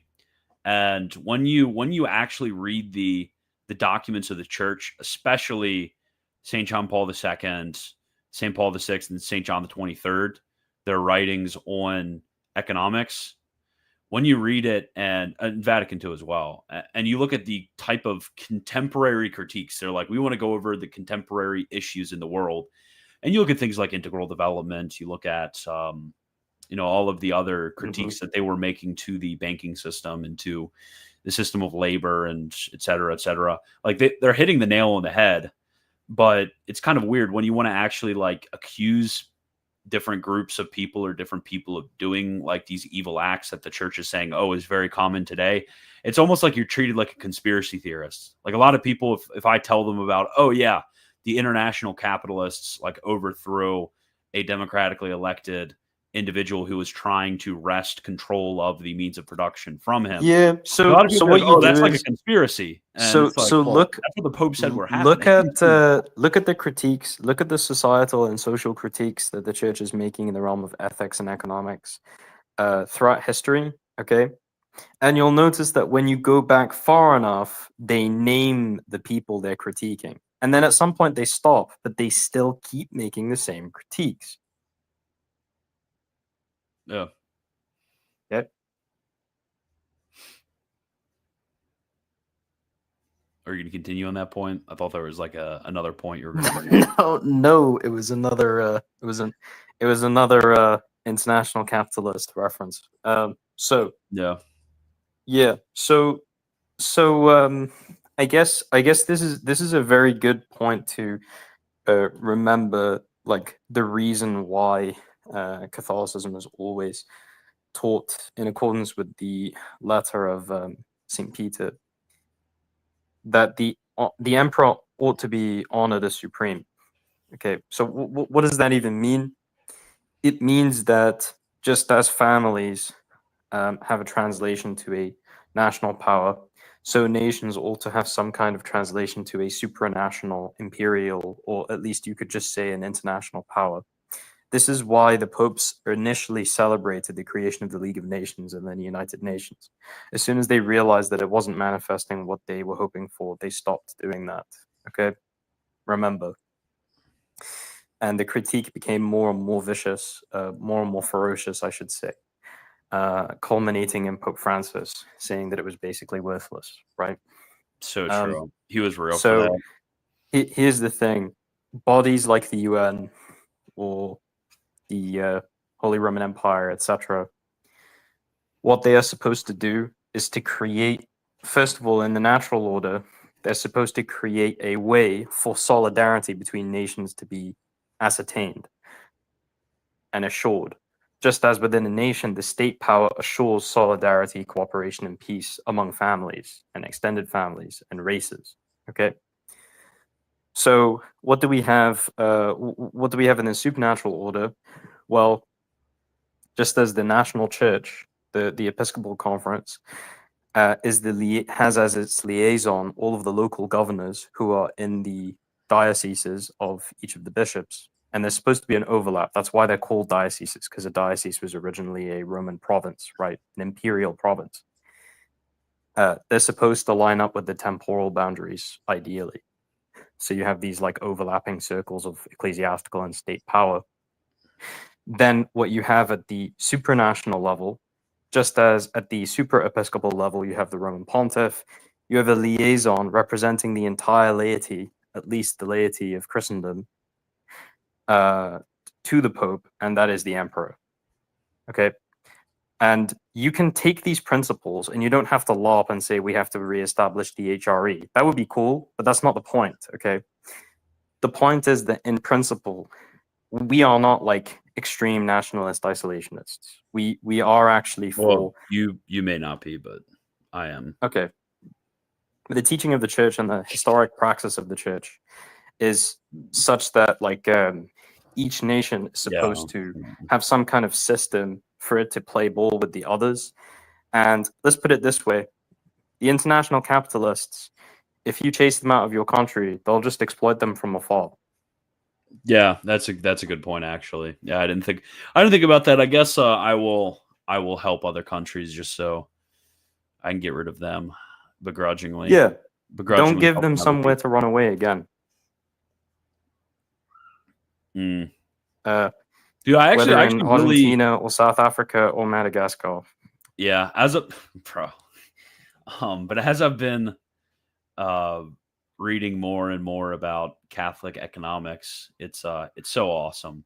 It makes a lot of sense, especially I think there are certain points where like the applications don't really make sense as like contemporarily applied. Like a lot of people can kind of have this idea of living on the Shire, but it really does every single grade, every single level of life is very reasonably treated in accordance with the teaching of sacred scripture, of tradition, and of the gospel. Where, by the way, before we finish, and get into the questions, I was thinking about this tweet that I saw from a Jesuit, and he said that it's necessarily a sin to be a billionaire.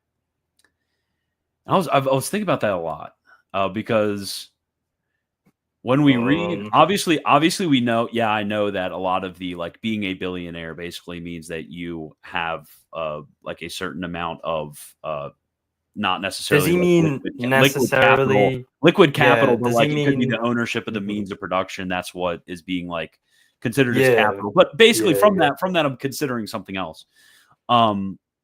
So there's like obviously there's the patristic statement that the possession of exuberant wealth is stealing from the poor. Like how exactly do we conceptualize? I agree with St. John Chrysostom on this. When you have too much wealth and like you're actually the obligations of charity to give away like luxurious things. So I'll put it like this. If you have something like sumptuary laws, and you will destroy your public reputation through luxuriating with your wealth, okay? If you will destroy business because of good custom, if you will destroy your business because of good custom, if you luxuriate in your wealth, if any instance of you privately luxuriating in your wealth would be a huge scandal that would destroy your reputation and your stocks, etc., etc., you will be hard pressed to spend your money in a better way. Okay, so basically, the reason why I would agree, at least in a certain way, with the statement that it is necessarily a sin, is because it's morally impossible, given extrinsic circumstances, okay, not to sin, not to come into that wealth with that kind of, not to come into that wealth, and if you receive that wealth, well, what are you going to do with it? You're probably not going to keep it because you don't need that much money to live the life of virtue or to ensure that your family can live the life of virtue. That money that you have, if you're going to basically mobilize it as an asset to make more money, to help more people, that's something else, right? If you're going to mobilize all of those funds as an asset to make sure that there's always more money to help other people, that's very different from just holding that wealth as yours to the end of your own benefit. And this is where the doctrine of the universal destination of goods comes in. Mm-hmm. Yeah. Mm-hmm. I'm of the very I guess extreme opinion, but I think that this can be backed up from authorities, especially patristic. I'm of the extreme opinion that, for example, if somebody owns a bunch of really nice cars just because he likes nice cars and he barely drives them, he just does a joyride every now and then, I think that's a sin. Yeah, I mean, I would Unironically. agree. I think for a Yeah. lot of us, I mean, for almost everybody watching, probably, what we have to remember to keep in mind that wealth is domestic. Like that's a principle that we brought up earlier. Wealth is domestic, and it's also something which is intergenerational.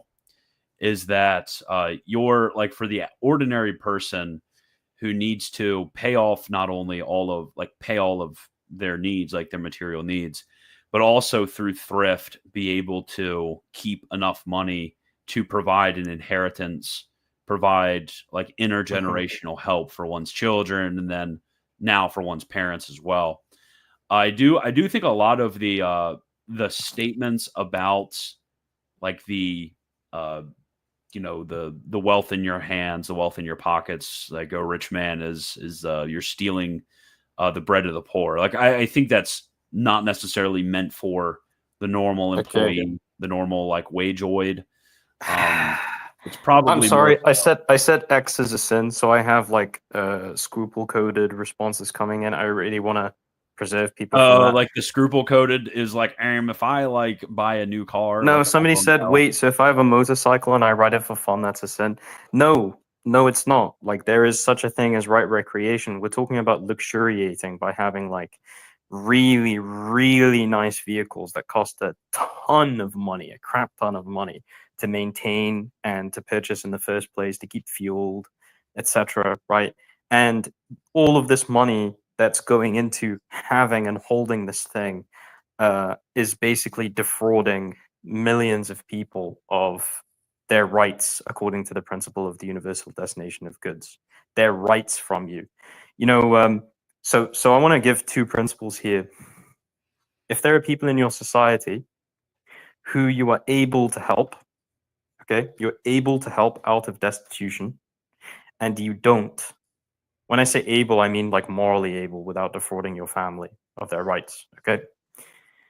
If you're able to help people with destitution, and you have a reasonable degree of confidence that helping them in this way would actually help them out of destitution, and you don't, either by a loan if you can afford to do that, or by a donation if you can afford to do that. Obviously donations when you don't expect anything back. You sin because you have a duty of justice. It's not a mere supererogatory act of charity to give alms. In all cases, you actually have a duty to help others in your society. And since we are one people descended from Adam, there is a diffuse way, which is taught in Summi Pontificatus on the unity of the human race. There's a diffuse way in which you have a kind of obligation of kinship and societal justice towards all in the Commonwealth of Nations, all individuals. In a diffuse way. Obviously, there's an ordo mores here. Ordo Mores. I thought that we taught against that now. Yeah. I thought Pope Francis said we can't say that anymore. So true. I eventually actually want to do the immigration thing again because I was talking to somebody last night about this. It's like we literally did an immigration stream. Like what was that? 3-4 months ago. Like we went through all the documents from the church, explained the teaching on immigration and everything like that. And a bunch of people like ask me all the time, like, "Oh, have you ever done anything on immigration? Like, what do you think about this thing on immigration? What do you think about that thing on immigration?" We literally did a whole analysis of the magisterial documents on immigration. Then the next time we do this, we should draw from De Soto because he has a whole treatment on it. Interesting. Yeah, I was thinking actually about doing it sometime soon because there's the whole like anti-ICE um uh document from the US bishops. I think that what's very, very, very, very, very, very important is you have to remember the reserve that the magisterium shows when it's passing judgment on particular political programs. Like if you read, for example, I can't remember the title of the document, uh, I think it's the 100th or 90th anniversary document on Rerum Novarum by St. John Paul II. He explicitly has a paragraph in there where he says, "Oh Centésimos yeah, annos. oh yeah, 100. yeah, Centésimos annos." So when he has a paragraph in there judging, well, basically giving a history of like different like current events and different solutions to this, he says like, "Oh well, I'm just kind of like the moral principles that I'm bringing forward enters into the authoritative, like my doctrinal pronouncements, but like particular issues and particular recommendations, like these are not things which enter into my magisterium." Like you have to remember that. That's just kind of like for the edification of the faithful, for the guidance of the faithful. So you have to remember the type of reserve that we need to, and the type of prudence we need to have when there are these judgments of particular facts that come from the magisterium, where they're not exercising their unique authority that they could exercise over these particular facts. So like I could read, like when you read these anti-ICE documents or stuff like that, it's basically like, oh, we need to treat immigrants with dignity. Oh, like you can't beat the crap out of immigrants. Oh, there needs to be like a process. Oh, you can't deprive people of citizenship. It's like for all those things, it's like, okay, yeah, we agree with all of those things. But then there's the We further do. question of like, okay, well, there are all of these principles. Like, what is the actual like relation between these principles and what's going on? Like, are there like misconstruals of different actions that are going on? Yeah, From by the the, way, or even from the being paper a citizen doesn't mean you like watching American baseball, by the way. being Just want to go back to that really weird take from way oh back in the day. yeah, Yeah. yeah. Citizenship is a legal reality. I mean, once you've Yeah. given citizenship, you can lose citizenship, but it has to be taken from by due process. And it has to Yeah. be as like some sort of crime. So it's like, yeah, I mean, in accordance with Catholic social teaching, like, yes, if you have somebody who is an illegal immigrant and they're not a refugee, like you can like have remigration, like you can send them back Right. to their place of Right. origin. You can't send somebody back to their place of origin if that's going to somehow be detrimental to their well-being. That Yep. would be immoral. But otherwise, you can. And a lot of the difficulties with Mhm. Pope Francis and the way in which Pope Francis would deal with the American situation wasn't so much Pope Francis like getting any of the doctrinal pronouncements or the moral principles wrong. Yeah, It was emissions and empirical errors. exactly That's the empirical errors and issue. omissions. Yeah. Which is kind of just like a almost, and as weird as it says, almost like a sort of like a vibe. You know, he had a certain vibe about the way things were going on in America, and that's kind of how he judged the matter, and that's the way in which a lot of bishops treat these issues, which is quite Yeah. important. And also the omission of the explanation of servitude as like an antiquated term is actually extremely damaging because, as a matter of fact, servitude is the condition of most human beings today, at least morally. Citizenship is hailing Israel. Oh, Yeah, so no. true. So there's an analogy that's useful to consider. So remember, guys, what I said about alms being not only an act of charity or an act of special benevolence, but also a duty of general affection, like a duty of justice towards others at the level of the state in the Commonwealth of Nations, which I mentioned earlier about this, like the unity of the human race in Summi Pontificatus and the duty of each nation to the Commonwealth of Nations. It's also taught in Fratelli Tutti. You have to love yourself to love others, as John Paul II taught in Evangelium Vitae. In the same way, you have to love your nation in order to understand what another nation is, in order to love them and their people, which means you have to love your race as well, by the way. But basically, in the same way as you can be obliged to give a loan or at least or even a donation to a destitute person, to help them out of destitution. Again, if you believe that, if you have reasonable confidence that they will actually be helped by your help out of destitution. Similarly, the state also has a duty of justice to accept refugees in the way that that Christian said. And for a lot of people, that's like a huge sting to feel like, bro, we don't want to hear about this right now. Our race is being destroyed. I get you, but that doesn't mean that we should omit the teaching, because it is actually part of the teaching of the Sermon on the Mount, and it would be really wrong not to talk about it. True. Do you want to see the most boiling, scorching hot tweet of the entire year? What? You're gonna find this hilarious. Wait.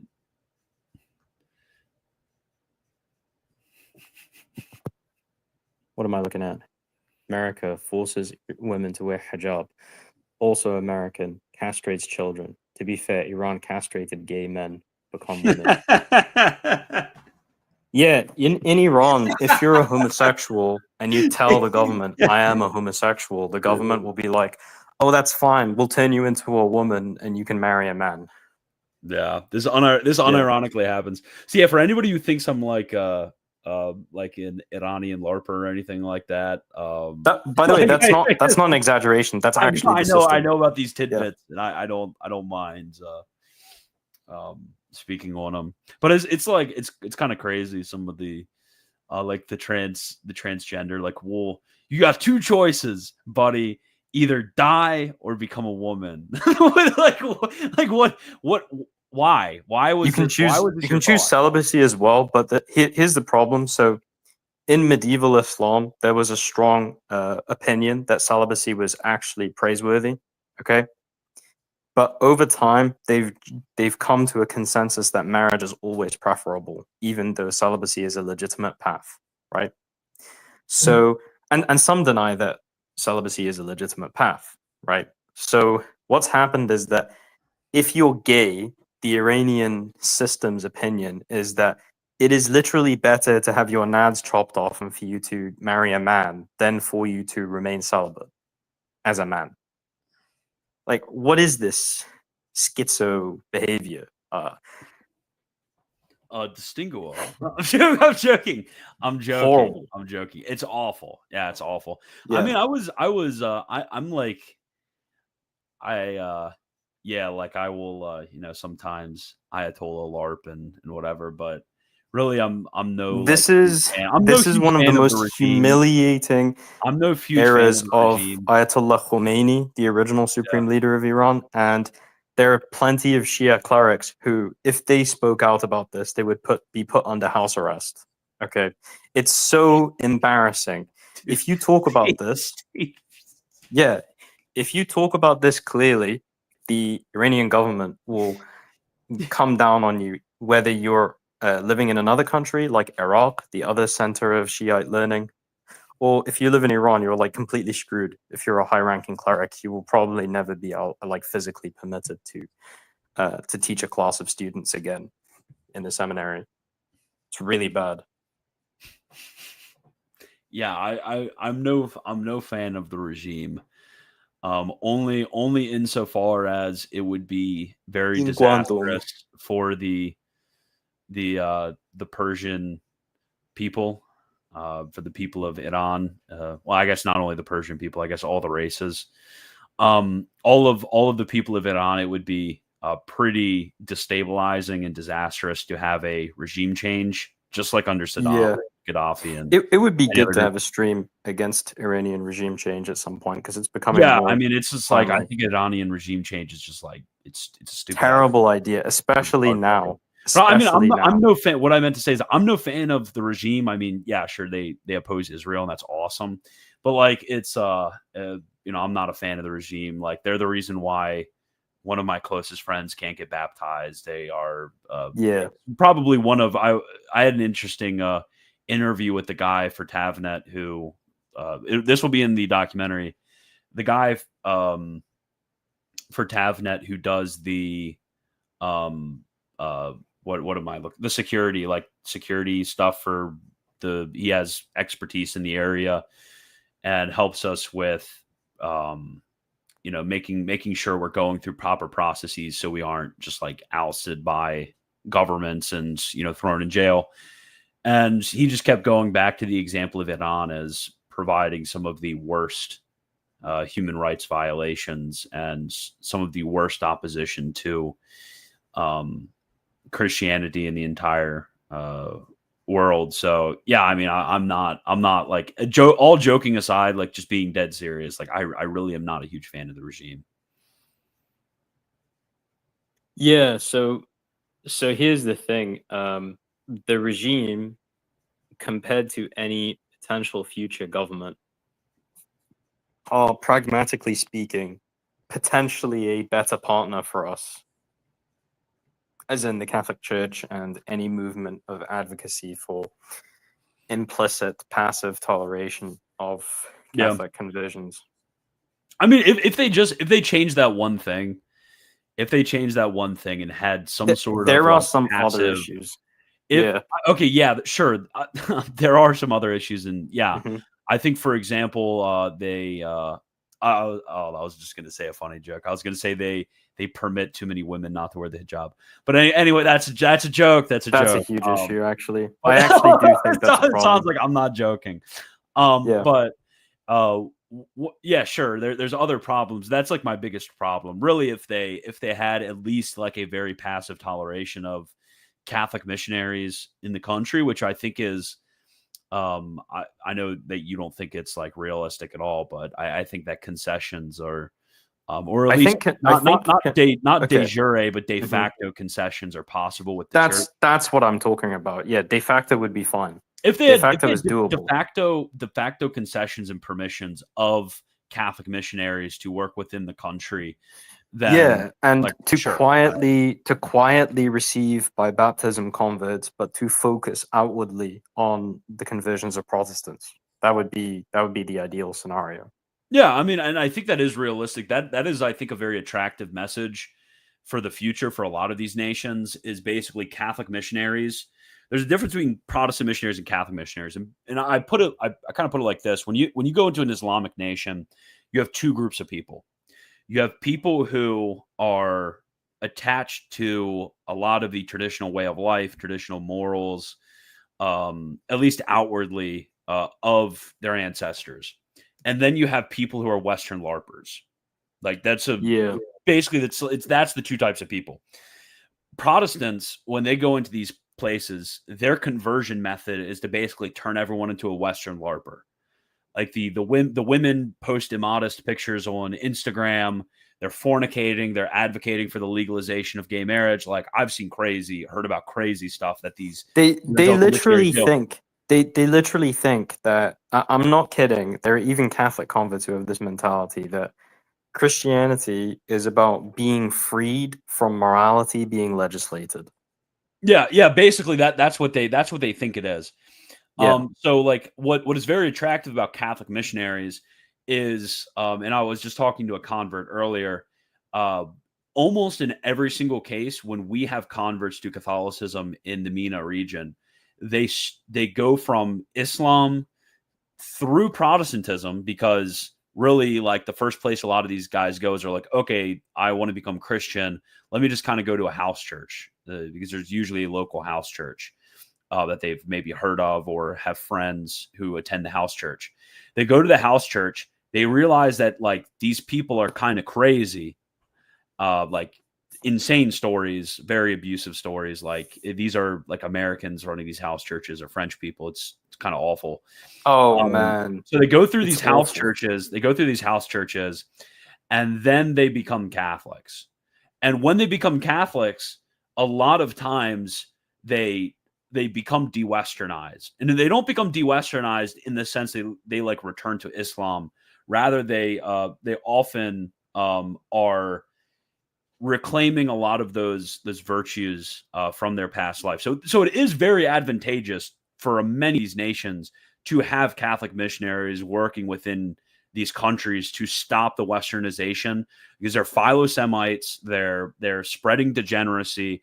I mean, these missionaries just do awful, awful things in these countries. So it is very advantageous to these nations. It is really a winning message to say, hey, like if you have Catholic missionaries in these countries, like a lot of our work is going to be fixing a lot of the problems that you have with evangelical missionaries. Yeah, I 100% agree, and I think that the public destruction of the credibility of Protestant missionary work in these countries will cause people to flock to Catholicism. Yeah. Mm-hmm. Yep.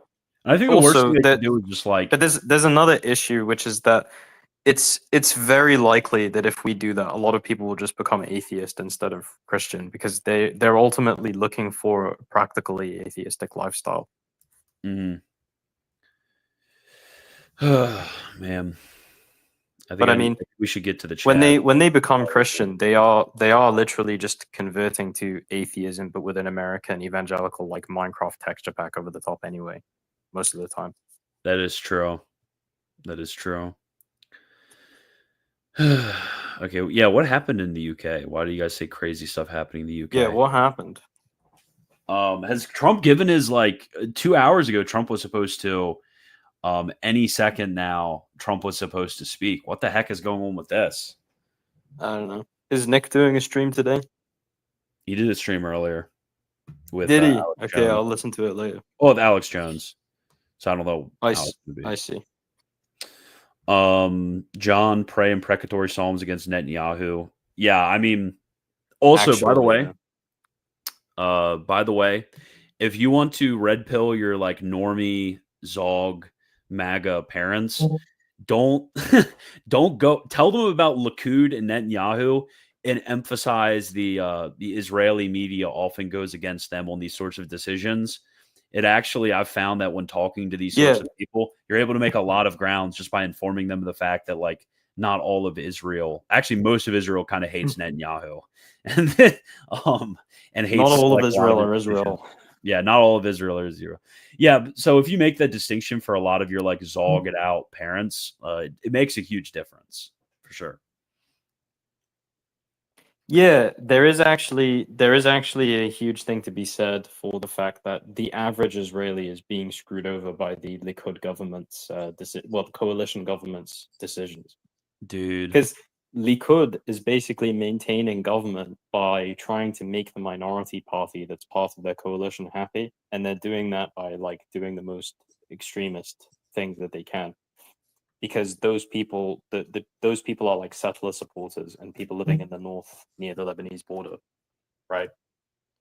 So those people, the voters for that minority party and the families that back that minority party, basically push the coalition government headed by Likud into decisions that are to the detriment of the way of life for most Israelis.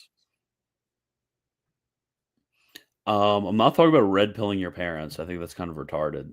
I'm talking about making sure your parents don't just say absolutely egregious, horrific statements against divine law and heap judgment on their head by talking about nuking Palestinian babies or whatever. Yeah, I mean, it's kind of a little bit different than telling your parents about the 6 million or whatever. I mean, it's red pilling your parents is kind of stupid. Yep. Yeah. Can I meet on Thursday morning? Is that Pine Sap? No, that's actually you. Yeah, I guess Thursday morning works. Is my calendar open?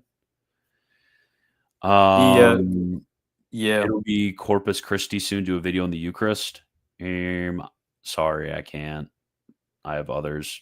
I did not skip your. I did not skip your super chat, dude. I have I'm going through them. Gosh, he's going through them one by one, bro. Chill. Dude. Day one of asking, they're you skipped my super chat. It's something like this. Day one of asking Wagner to turbo the truck. Catholic dating advice. I'm a convert dating a Catholic. My past relationships were secular. How should a Catholic man act? I don't want to simp, but I worry I don't prioritize her enough / don't care. Can I refund a super chat? You want me to give very simple advice that will take less than 1 minute? Yeah, so sure. you don't have to deal with this. You deal Yeah, with I don't navigating know how women to problems enough. date. I don't talk to women, so Christian dated as like a Protestant, so he doesn't really have experience of Catholic dating. So okay. Go ahead, Hasan, Mr. Ladies Man here. I mean, I'm just going to talk about it from St. Thomas's principles in 1 Corinthians 7. Okay, go about it, ladies man. Okay. You should just make sure that you don't turn her into an idol. But if marrying her is your vocation, then acting in service of her, like literally dying for her, according to St. Paul, is what you're supposed to do. Simping is when you place higher goods at the service of lower goods. When you put the point of your vocation as basically just an instrument for the vocation. So when you make religion into like an excuse for the relationship effectively, or when you turn spiritual goods into a secondary priority, remember that the sacrament of marriage is for the sake of your marriage to Jesus Christ, and it's a way to concretize and bring it about in reality. It's not that Christ is there to make your marriage happy. That's not the point at all, even though he can have that effect. That's pretty much it. And don't touch her. Don't be alone with women. Don't be alone with her in a room. Make sure that when you're with her, you're with other people, and keep private texting and calling to a minimum.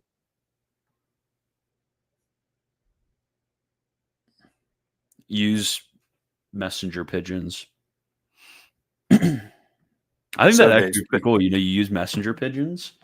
That'd be so pretty true. cool. Like, get them to fly back and forth. I think that'd be awesome. When I said don't touch her, I was being literal. But by the way, just to be clear.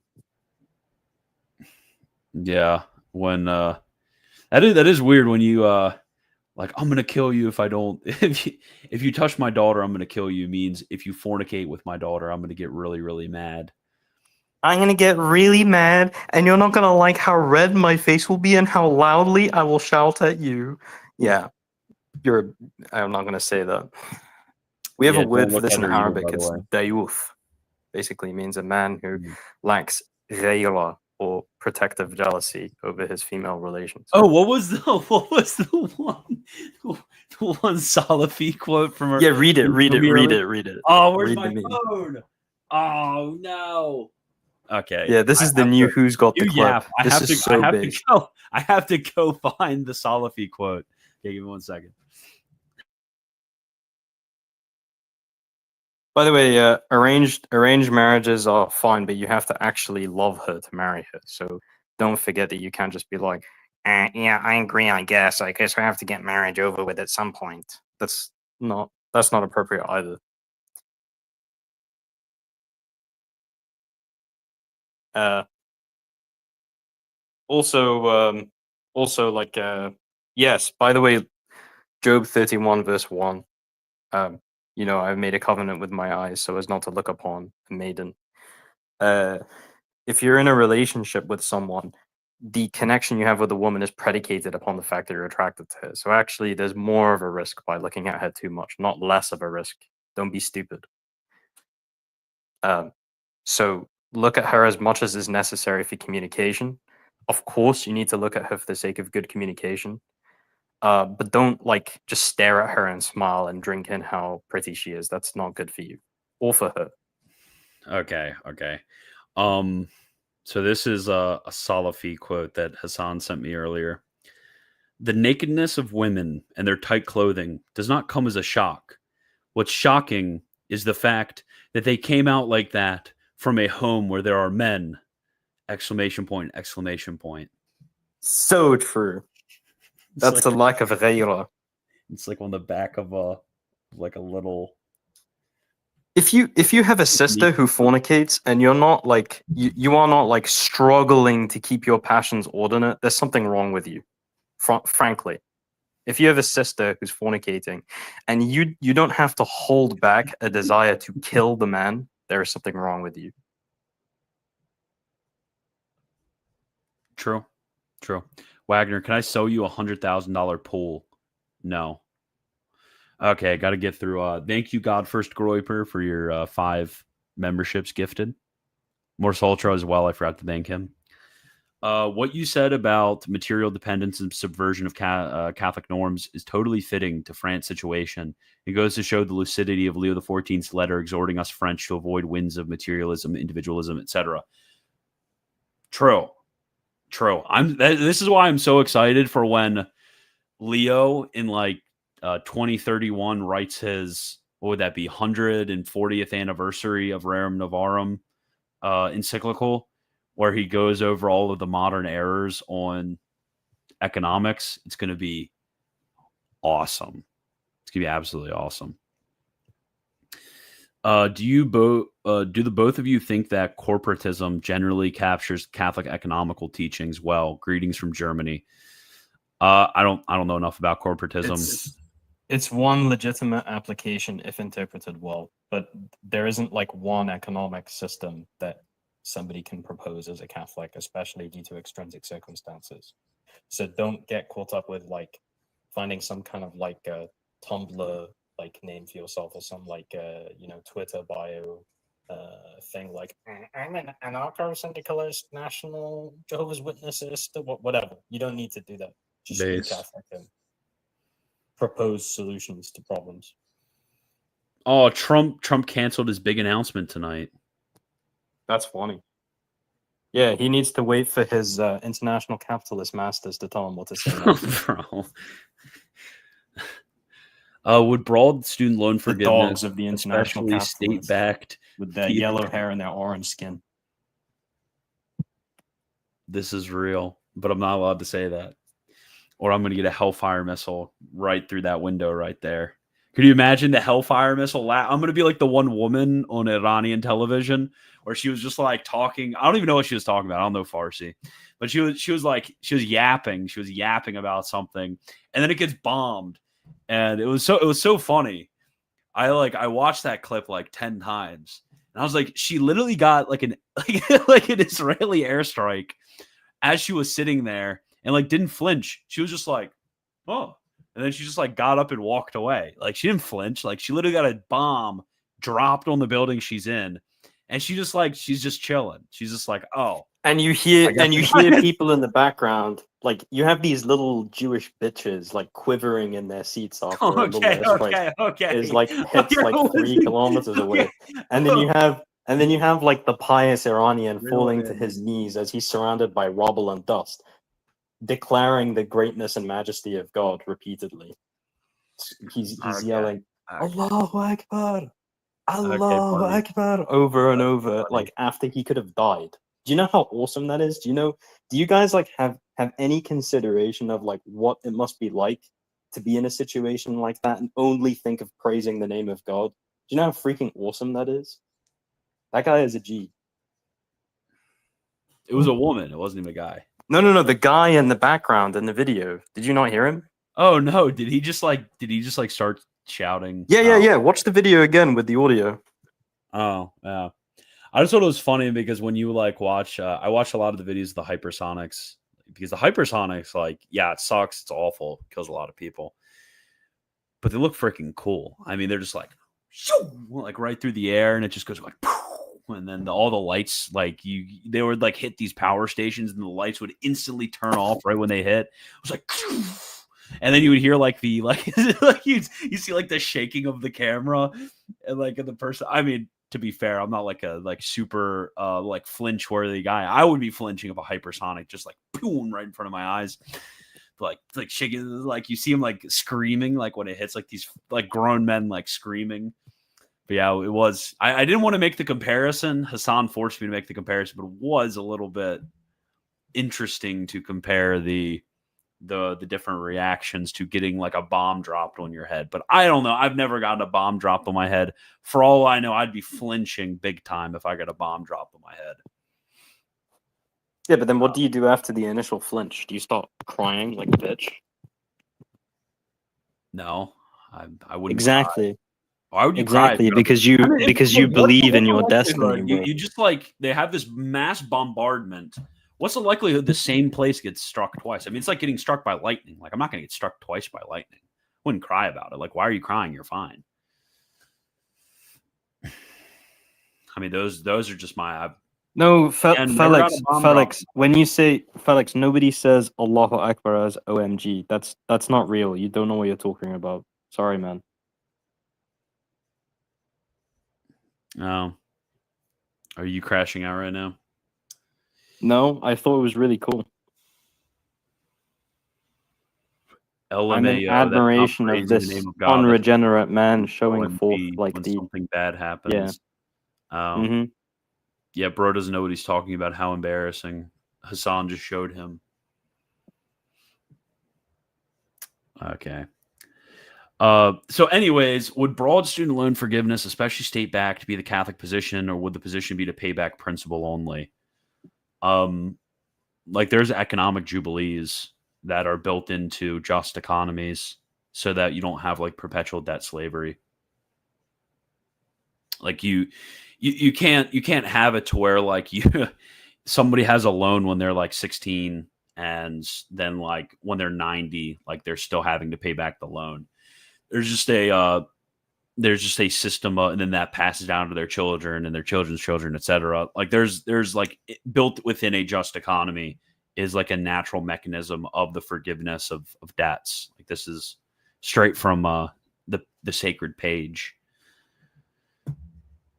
Hello, Hasan. Hello. Hello, Scapularium. I had a seminarian. Okay, thank you for the super chat. Tuning in late, so maybe you've covered this. Since you guys are covering economics, read about Alexander Hamilton and the quote American system, particularly Matthew and Henry C. Carey, who were Catholics. There's actually like a group. There's a group of different like Catholic public economists who were functioning in the early 20th century, but I don't know specifically these people that you're talking about. Do you know these people? When I read like non-Catholic, like the scholastic philosophy protected by the Holy Spirit, etc. When I'm not reading that, I prefer to read like Islamic literature rather than American and European stuff whenever I can help it, because I have to do that for school anyway.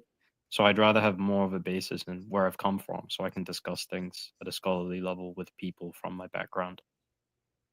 Wait, is Tim Pool a Catholic now? I don't know. I doubt it. What is this? Is this Slovakia's flag? What flag is that?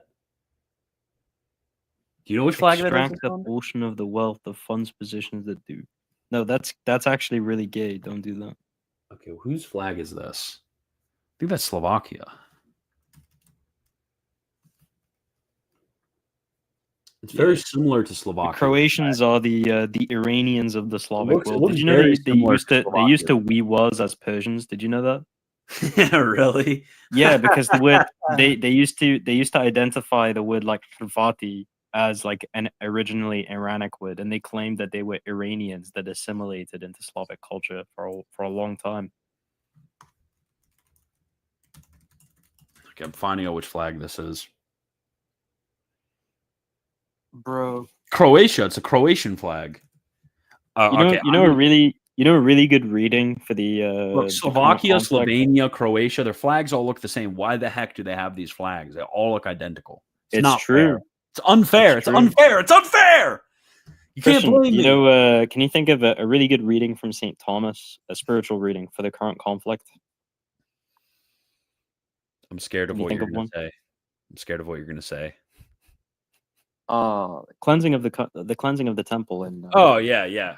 John absolutely. chapter 2, lecture 2. Yeah, absolutely. Okay, good. Glad you said that, not something else. You should be a zealot type. We was Iranians. Yeah.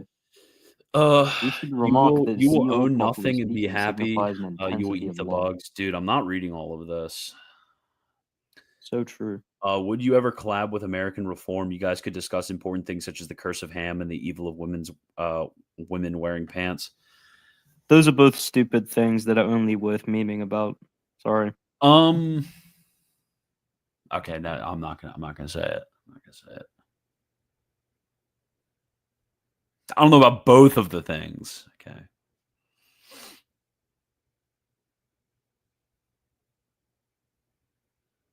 Maybe one of them.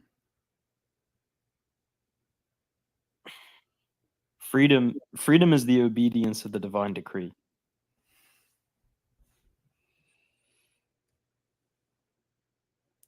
Guess. For the ladies' man, Hasan. Oh, thank you for the super chat. For Hasan. Thank you. Why do people say After for Hasan and then send money to Christian's business? Do you really think he's going to give me his money? Like, look, I'm grateful that you're sending money to my friend so that his kids that I care about can like live, right? But it's not going to me. True.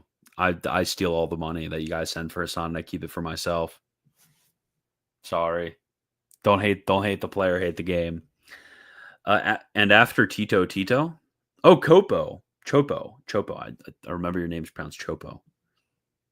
Is it People actually are now pronounced Chopo? for What that Hasaning mean? with $2 a pop. That's crazy. Jay Dyer is now lying and distorting Vatican II every day since his debate with Timothy Gordon. Is it okay to seek martyrdom actively? That's a complicated what do you, question. That is a very complicated question. I mean, Yeah. what do you mean by seek actively? Do you mean like If you're if you're seeking martyrdom because you don't like living your life and you don't want to suffer in your life anymore, that's not true martyrdom. True martyrdom is when, out of a zeal to give your whole life, everything you love, all of your sufferings, willingness to go through the worst things imaginable for the sake of the name of Jesus Christ, that culminates in death, even death on a cross. That's true martyrdom. If you're just like, my life kind of sucks and I'm kind of emotionally like hampered by living in my current way of life, so I'd like to go and like die like fighting the international capitalists or something, you're not actually like being martyred. You're just kind of being an emo. tobacco advice, thinking about rolling cigarettes. I used to roll cigarettes. Tastes pretty good. I don't know why I stopped, to be honest. It's probably because I don't smoke cigarettes anymore. Bro, no more Camel Golds next time we go Dude, to honestly, I could go for a pack of Camel Golds. You guys are tempting me. Maybe I should see, go out. my rule is going to be I'm only smoking when we're on mission, and when we're on mission frequently, I'm Oh going to yeah, like only one mission a year. when I went on mission, I packed in like I hadn't really flown before, so I didn't know you could have like a carry-on bag and then like a little Smoking backpack. is bad. Ben is correct. So I basically just like brought a backpack and I like stuffed like all my stuff that I needed in there. And then I packed 2 packs of like Camel Gold long cigarettes. I was like, this will be enough, and that's like all I brought on mission. That's and yeah, they were delicious. It's probably the last time I bought a pack of Camel Golds was when we went on mission. I should buy another pack. I don't know. I feel like when I'm smoking, I'll like smoke like 1 or 2 cigarettes and I'll kind of just like have the yucky feeling in my mouth. Like I enjoy the smoking. It's just like the aftermath. It's just like a yucky feeling in my mouth. I just don't like it. And like sometimes you get like the little wheezy feeling in your lungs. I hate it. I don't like it at all. That's why I gave up smoking and I took up drinking. real. It's real. It's real. It's real. Is it me or does Dyer? Smoking is actually bad. for And if you Hasan. don't have a habit of smoking, please don't acquire a habit of smoking. Remember that. Remember the John of the Cross stream, everybody. You should be trying to get rid of all your dependencies. You can smoke for recreation. True, but it's better not to be attached to it at all. True. For Hasan, keep it Wagner. Thank you. Okay, this is something that I actually wanted. Now that I have you, Hasan, this is something that I actually wanted to discuss and bring up. I don't know if this can be dealt with quickly because, dude, Lofton is going kind of like it's going kind of Lofton is insane. Please you don't need to be scandalized by what he's saying. He's gone way off the deep end.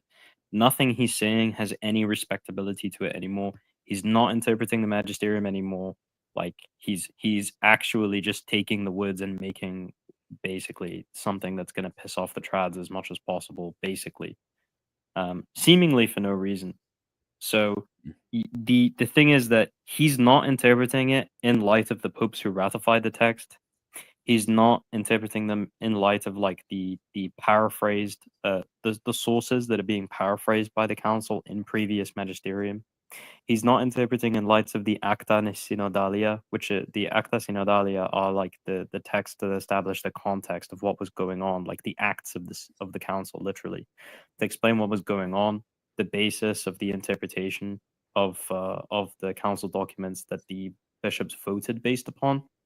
All of that's being taken out of the picture. Lofton is just taking the text and like reading it, to mean whatever he wants it to mean, basically. But he got a doctorate in magisterial studies, Hasan. Yeah, you see, I can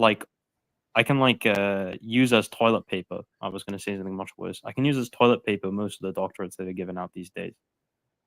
Yeah, I mean, if you guys want to actually know about extra ecclesiam nulla salus stuff, like I've presented a lot of material.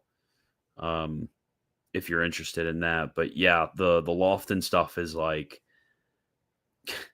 he was calling like the false and pagan rituals of Hinduism like quasi sacraments. Did you see this, Hasan? It was we watched the video together. It was no, crazy. this is like a more recent video, I think, that he did specifically. Oh, he did it again. I think he did it. Yeah, I think he did it again, and a lot of people are sending it around right now.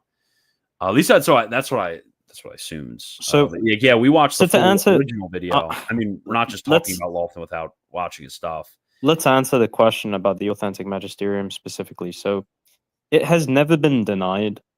It's never been denied whenever this question has been brought up explicitly.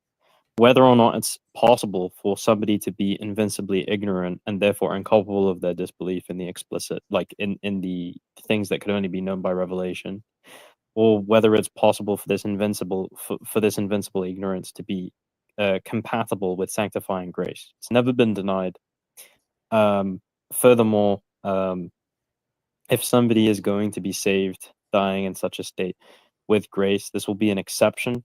It will be very special because not only do they need to receive grace, they need to die with it. And the main way, even as Catholics, that we make sure that we don't fall out of the state of grace is by collaborating with the pedagogy, the spiritual instruction of the Catholic Church. That's why the two goods of the Catholic Church that are given to us are the sacraments and the preaching of the Church. The sacraments by themselves are like not ordinarily or practically enough for salvation for adults. Practically, you need to know how to prepare yourself for the sacraments and how to make good on the graces received in the sacraments after the fact, right? You need to impetrate God for the grace to receive well and to act well after the sacraments. And the thing is that those who don't even participate in the church sacramentally, but only by sanctifying grace, where are they going to get the teaching to recognize sufficient graces to cooperate with them? Where are they going to get the teaching to dispose themselves to the grace of perseverance? How is that possible? It's incredibly likely that they will be damned. Just because it is physically possible for them to be saved doesn't mean that they're safe. And we absolutely must preach to them. Otherwise, they're in extremely great danger of damnation. But I want to make a small note here. Certain Irenaeus of Lyon, he explains that the heretics, those who don't have access to the preaching of the church and meditation on sacred scripture, are actually in the same boat as Catholics that don't meditate on sacred scripture. So if you don't have a spiritual life, if you're not making use of the preaching and the traditions of the church, you are in just as much danger as a heretic, because the heretics receive the sacraments, but they don't benefit from the preachings. And if you are in the right place to hear the preachings, but you refuse to hear and apply them in your life, you are, in terms of salvation, you're in the same boat as a heretic or a schismatic. Mm-hmm. I think another important thing is a lot of, for those who don't know, you could read my article on implicit faith, but it is a teaching of the church that faith, that revelation in the broad sense is not sufficient for the assent of faith. So revelation in the broad sense is basically like the idea that like from a consideration of nature or like naturally accessible material, like one could make an assent on the basis of God revealing, like just because he has revealed it in like human, like some sort of religious sense maybe, or maybe presenting it in divine presenting it in natural law or something like that. Like, no, it takes revelation in the proper sense. Like, it takes, one must make an assent to God specifically speaking. So, like, this revelation comes down to us in a number of different ways, but it still must be an act of revelation. And almost all of these guys are going to go against the teaching of the magisterium on revelation in the narrow sense being necessary for the assent of faith. Have you seen this before, Hasan? Yeah. But yeah, it's this video. Neither Jay Dyer nor Timothy Gordon understand Vatican II. That's the video. What document is he pulling up? Oh, Nostra Aetate. I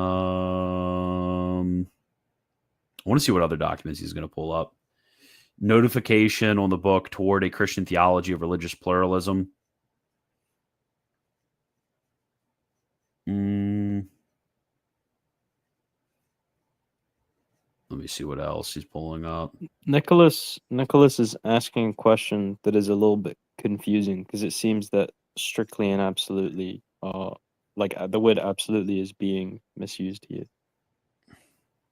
Nicholas, would it be inaccurate to say participation in the visible church via the sacraments and reception of preaching is simply, i.e., absolutely necessary as opposed to strictly necessary?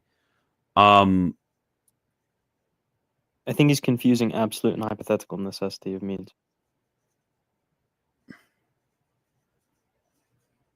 The sacrament, like you're joined to the church. Basically, the teaching of the church, and this is something that is emphasized by the theologians, especially after Blessed Pius IX clarified very strongly the necessity of the Roman Catholic Church for salvation, is there must be adherence to the church. This is necessary by a necessity of means, not merely by a necessity of precept. So there were a lot of theologians who said, oh, this is just the ordinary way, or maybe you just need to be joined to the soul of the church. You don't need to be joined to the body. These are completely incorrect ways of talking about the necessity of the church. You must adhere to the church. One can be a member of the church either by baptism, or one can be a member of the church by desire. So, like, for example, catechumens who are not baptized, they are not incorporated into the church in act, only in desire. So if one desires entry into the church, then that is also an adherence to the church. So that's the distinction which is made by those theologians who actually authentically teach the tradition. This is what was taught by Venerable Pius XII. You can't hold this view that, oh, the church is only ordinarily necessary for salvation, or, oh, the church is you only need to join the soul of the church, but maybe not the body of the church. These are all excluded views by Pius XII.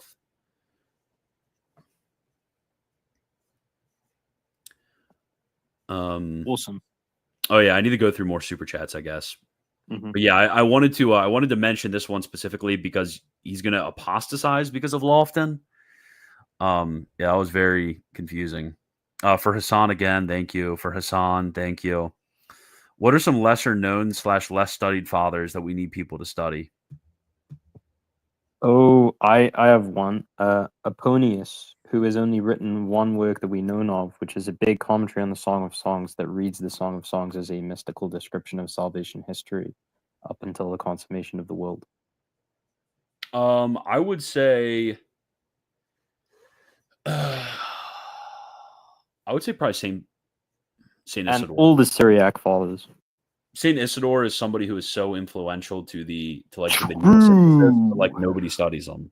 Like actually, he's like the OG synthesizer of the Augustinian political theology tradition as well. Exactly. So yeah, lesser studied fathers. Yeah. Isidore, although he's not lesser known, he's just kind of when people claim that like the teaching about like integralism and so on is all like second millennium like hyper Augustinian misinterpretation. They're all like people who have no idea what Saint Isidore wrote on anything. He's so clear. He's one of the I'm planning to, when I finally get around to going back to scholarship one day. I want to write like an entire new take on social anthropology just based on Saint Isidore's work. Mm. We need like a Augustinian Thomist synthesis of like how to deal with custom as a facet of human nature, secundum quid. What is Lofton's last name? Love. Just call him Christopher Wagner, from now on. You skipped my super chat. I didn't see your super chat. I read all of them. Literally, I cannot skip super chats. When a super chat comes through, StreamYard sends it to a special section where it's starred. It's called starred. And when I go through super chats, I put up all of the starred ones. So it's impossible that I missed it unless StreamYard made a weird mistake. Yeah. Could you or Hasan explain the main reasons of the suppressions of the Jesuits in 1773? No. I mean, you could read. I would suggest if you want the historical context of this, check out the volumes of Jedin History of the Church. I think it's called History of the Church by Jedin. He's the editor. There should be a volume which goes over that era, and there should be a chapter in there which treats related issues. Or, it's going to take a little bit of searching, but that ends up being a good like historical contextualization thing, which reading the document might not be able to get you all the contextualization of the era. Synoptatus, so true. St. John Damascene. A lot of people are like, oh, but we study St. John Damascene so much. There's a lot from St. John Damascene that's not translated. That's extremely important and very helpful. Michael's way. Okay. So this makes a lot more sense. Michael's way of defending Assisi and John Paul II kissing the Quran was this interpretation of the notification. If you could pull up and harmonize it with Dominus Jesus or something, that would be great. I mean, if the notification from the CDF, I mean, a notification from the CDF is the Dominus Jesus would far outweigh it. It's not like the ordinary and universal. It's not. Also, neither of these is an act of heresy, even if they're wrong. Oh, I think he's talking about the notification, but like, dude, the kissing of the Quran was he kissed it because there were elements of truth in it. That's kind of.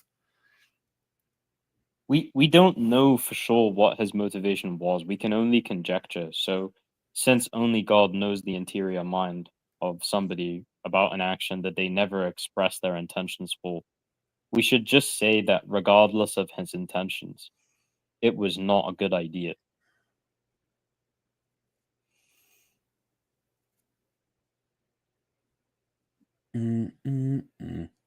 Yeah, but what Lofton's argument was that these actions by St. John Paul II show the true interpretation. I mean, that's not really how teaching works. Like we're not Muslim. What is the Muslim idea of the what of the prophet, where it's like his practical actions? What is it? Yeah, that's because we don't believe that his practical actions, like they just believe that he's insan al-kamil, the perfect man. So they believe that basically they believe that Muhammad's actions necessarily reflect the moral doctrine. Because there's like the household of the prophet, and there's like his like basically sunnah, like his example. Sunnah. Yeah, like we don't believe in like the sunnah of the popes. We don't think like the popes, whatever they like carry out in their practical day-to-day life. When we see good examples, like there's no when we see good examples, we emulate them. Right. When we see good examples, we emulate their good example, but we can also identify when the Pope is doing something inimitable. Yeah, there's not a sunnah of the popes. That's basically the only thing to say. What's binding is the documents. What's binding is the doctrinal pronouncements present in what the Roman Pontiff says. The Roman Pontiff, which is like really weird why people argue like this. The Roman Pontiff can go to hell. Like, you realize that? I mean, Hasan, would say that the Roman Pontiff. Do you think there's popes in hell? What's that? I think we've talked about this. You think that there's somehow like a unique. Is there like I feel like I've heard you say somewhere that there's like a unique Petrine prayer for intercession for the Pope, to where like, while they could like in principle go to hell, like they just de facto won't. But anyways, like in principle, I never said that. I said that I don't think that they'll lose the habit of at least the corpse of faith. But I Oh, do think okay. they've gone to Yeah. hell. Yeah, but I mean, it's like we don't believe in the son of the Pope. We don't believe in like a papal impeccability. Like the Pope could just do horrific things and awful things that we ought not to imitate, and there could be really bad popes. I mean, I happen to believe this very strongly about Assisi. I think that Those was aren't my notifications, by the way, just in case you guys are wondering. those are my notifications. I opened up Discord for no reason. I don't know why I did that. But I mean, really, what you need to do is, if you want to understand the like how magisterial exegesis works, is you read the text in line with the Acta of the Council, and then you look at the authoritative pronouncements of the Roman Pontiff, of the CDF, of various different authoritative bodies, in how they interpret and how they apply the various different pronouncements of the council. It's not just like how the bishops like generally act after a council. It's not like the sunnah of the Pope. It's not, there's not like these aren't like loci of theology. It's bad methodology to pretend like this is the way in which we have to interpret magisterial texts, and this would lead to a bunch of nonsense throughout the history of the church. That's just not Catholic magisteriology. This is like a weird sort of like homemade synthesis in the mind of a very pugnacious YouTuber.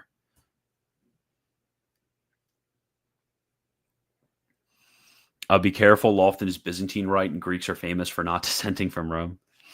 What are your thoughts on why the Jews stopped pronouncing the divine name, and why was this practice of substitution continued in the Christian church? Seems odd considering the divine name appears over 6,000 times in the inspired Hebrew text.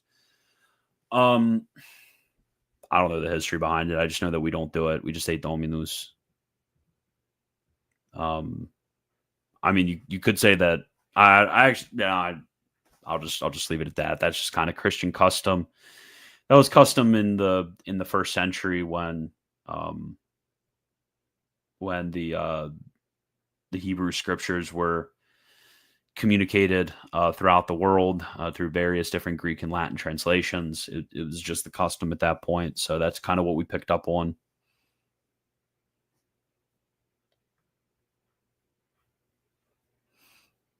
How do Muslims explain the fall? Bro is speedrunning, skipping super. What super chat did I skip? How do Muslims explain the fall? They don't. It depends on the group, and even within each group, each one has a different view.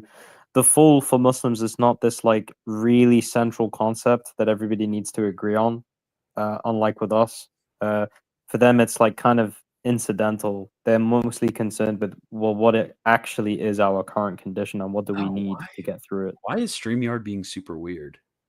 Yeah, you're right. It does kind of skip the super chat sometimes. Oh, and a lot of Muslim scholars deny the fall outright in any sense. How come Pride masses go unchecked but TLM doesn't? I don't know, bro. Why don't you ask a bishop? Dude, how am I supposed to know? Do you think I'm like talking to the bishops and saying, "Hey, why are you doing this really bad thing that I don't think is good?" Should Catholics avoid listening to Shores? Would it constitute a sin? I just like the sound. No, because you're not being doctrinally influenced by it. I don't know what Shores are, but it's just a form of music. Chill. Oh.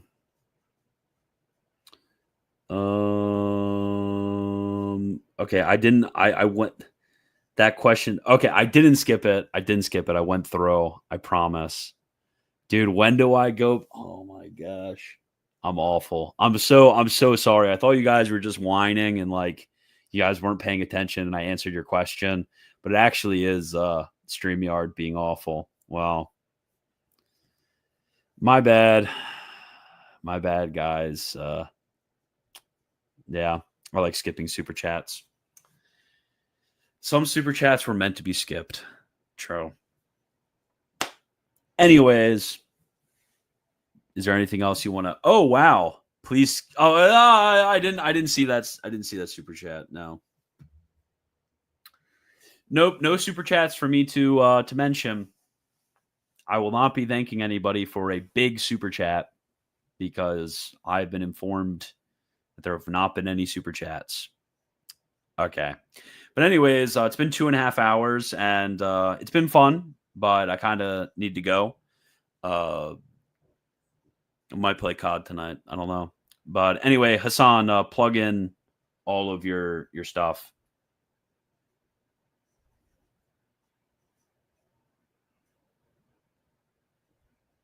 Okay, well, thank you, Hasan.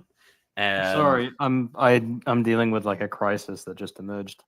oh wow. Well, yeah, that's unfortunate. Well, yeah.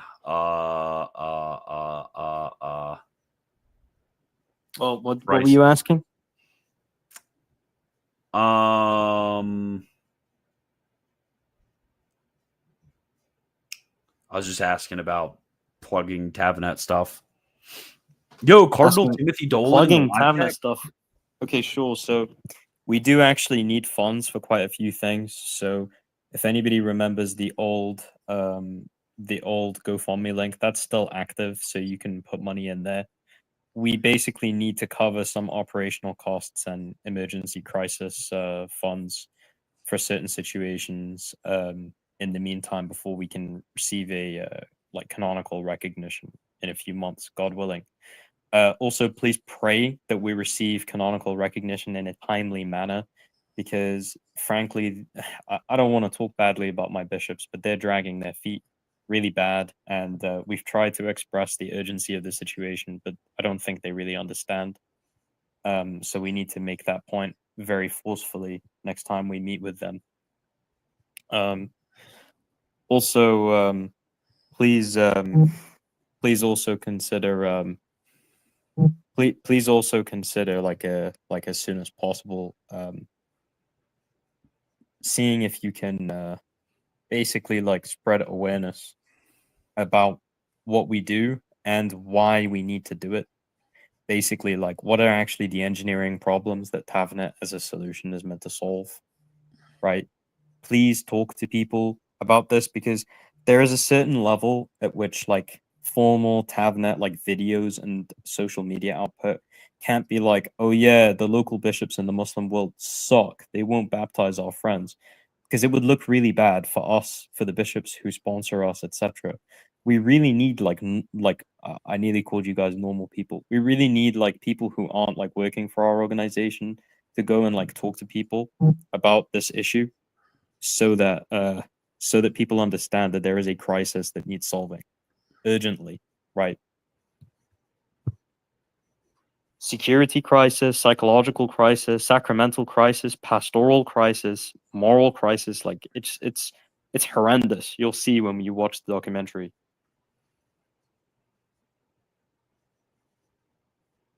True. So how do they find you? How do they find me? Well, there's the GoFundMe link. Do you help. have that? Yeah. Do I have it? No. Okay, let me grab it quickly. So, dude, did you just get off? He's like, "Hey, let me go grab the GoFundMe link quickly," and bro like gets up and walks across the room like he's gonna pick it up. Well, what do you mean? I just pivoted to my laptop to put it on the stream. Fake. My super chat got slipped, but I typed my question. Vet here with PTSD. What does the church teach about the uses of illicit substances strictly for medical purposes? Illicit substances? Are you talking about like smoking weed, or are you talking about like taking prescribed? Like, I don't know specifically what illicit substance you're talking about.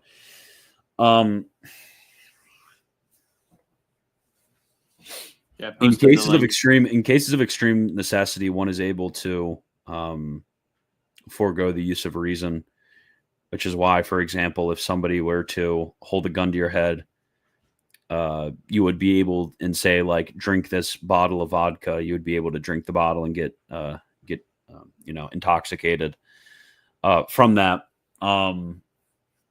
So yeah, I don't know exactly which substance you're talking about, the effects of the substance, the degrees of necessity. Like it would take a lot to actually give a determination on this question, but it's probably something that needs to be dealt with a competent and sort of well-led, well-educated priest who knows about, how to engage these issues.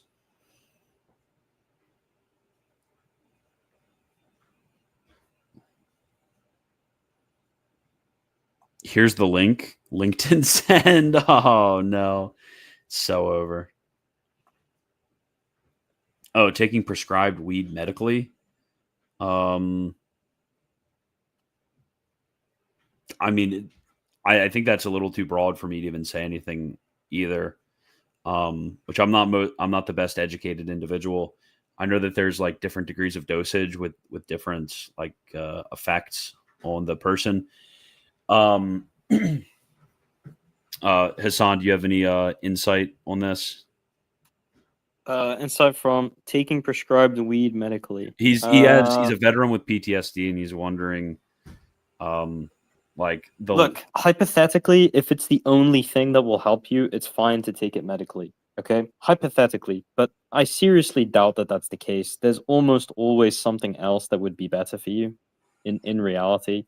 But if that's all you're being recommended, and you don't really know like what else to ask for because you don't have any expertise, just use it. Like it's not it's the reason why using intoxicants is a sin is that it's a form of gluttony. Okay, if you're not taking it for the sake of pleasure, but for the sake of medicating yourself, then it's fine. It's like when somebody uses morphine as a general anesthetic, they causing you to commit a sin by consenting to that? No. So hypothetically, if this is the only way you can see, either like it's physically impossible to find something better or morally impossible, it's not a sin for you to use it.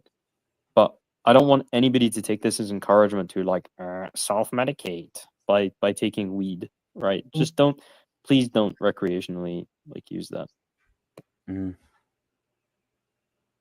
Awesome. So is this everything? Can I go to sleep now? I think we got through everything, right? Sounds good to me. Yeah, only smoke cigarettes. Yes, this is true. Well, that's everything. I hope you all have a fantastic rest of your day. Hope you have an awesome rest of your day. Tomorrow night, I might go over Pope Leo stuff. Okay. Is refusing additional painkillers if offered them virtuous? I mean, if done in the spirit of penance, yes. Okay. Anyways, I hope you all have a fantastic rest of your day. And as always, God bless.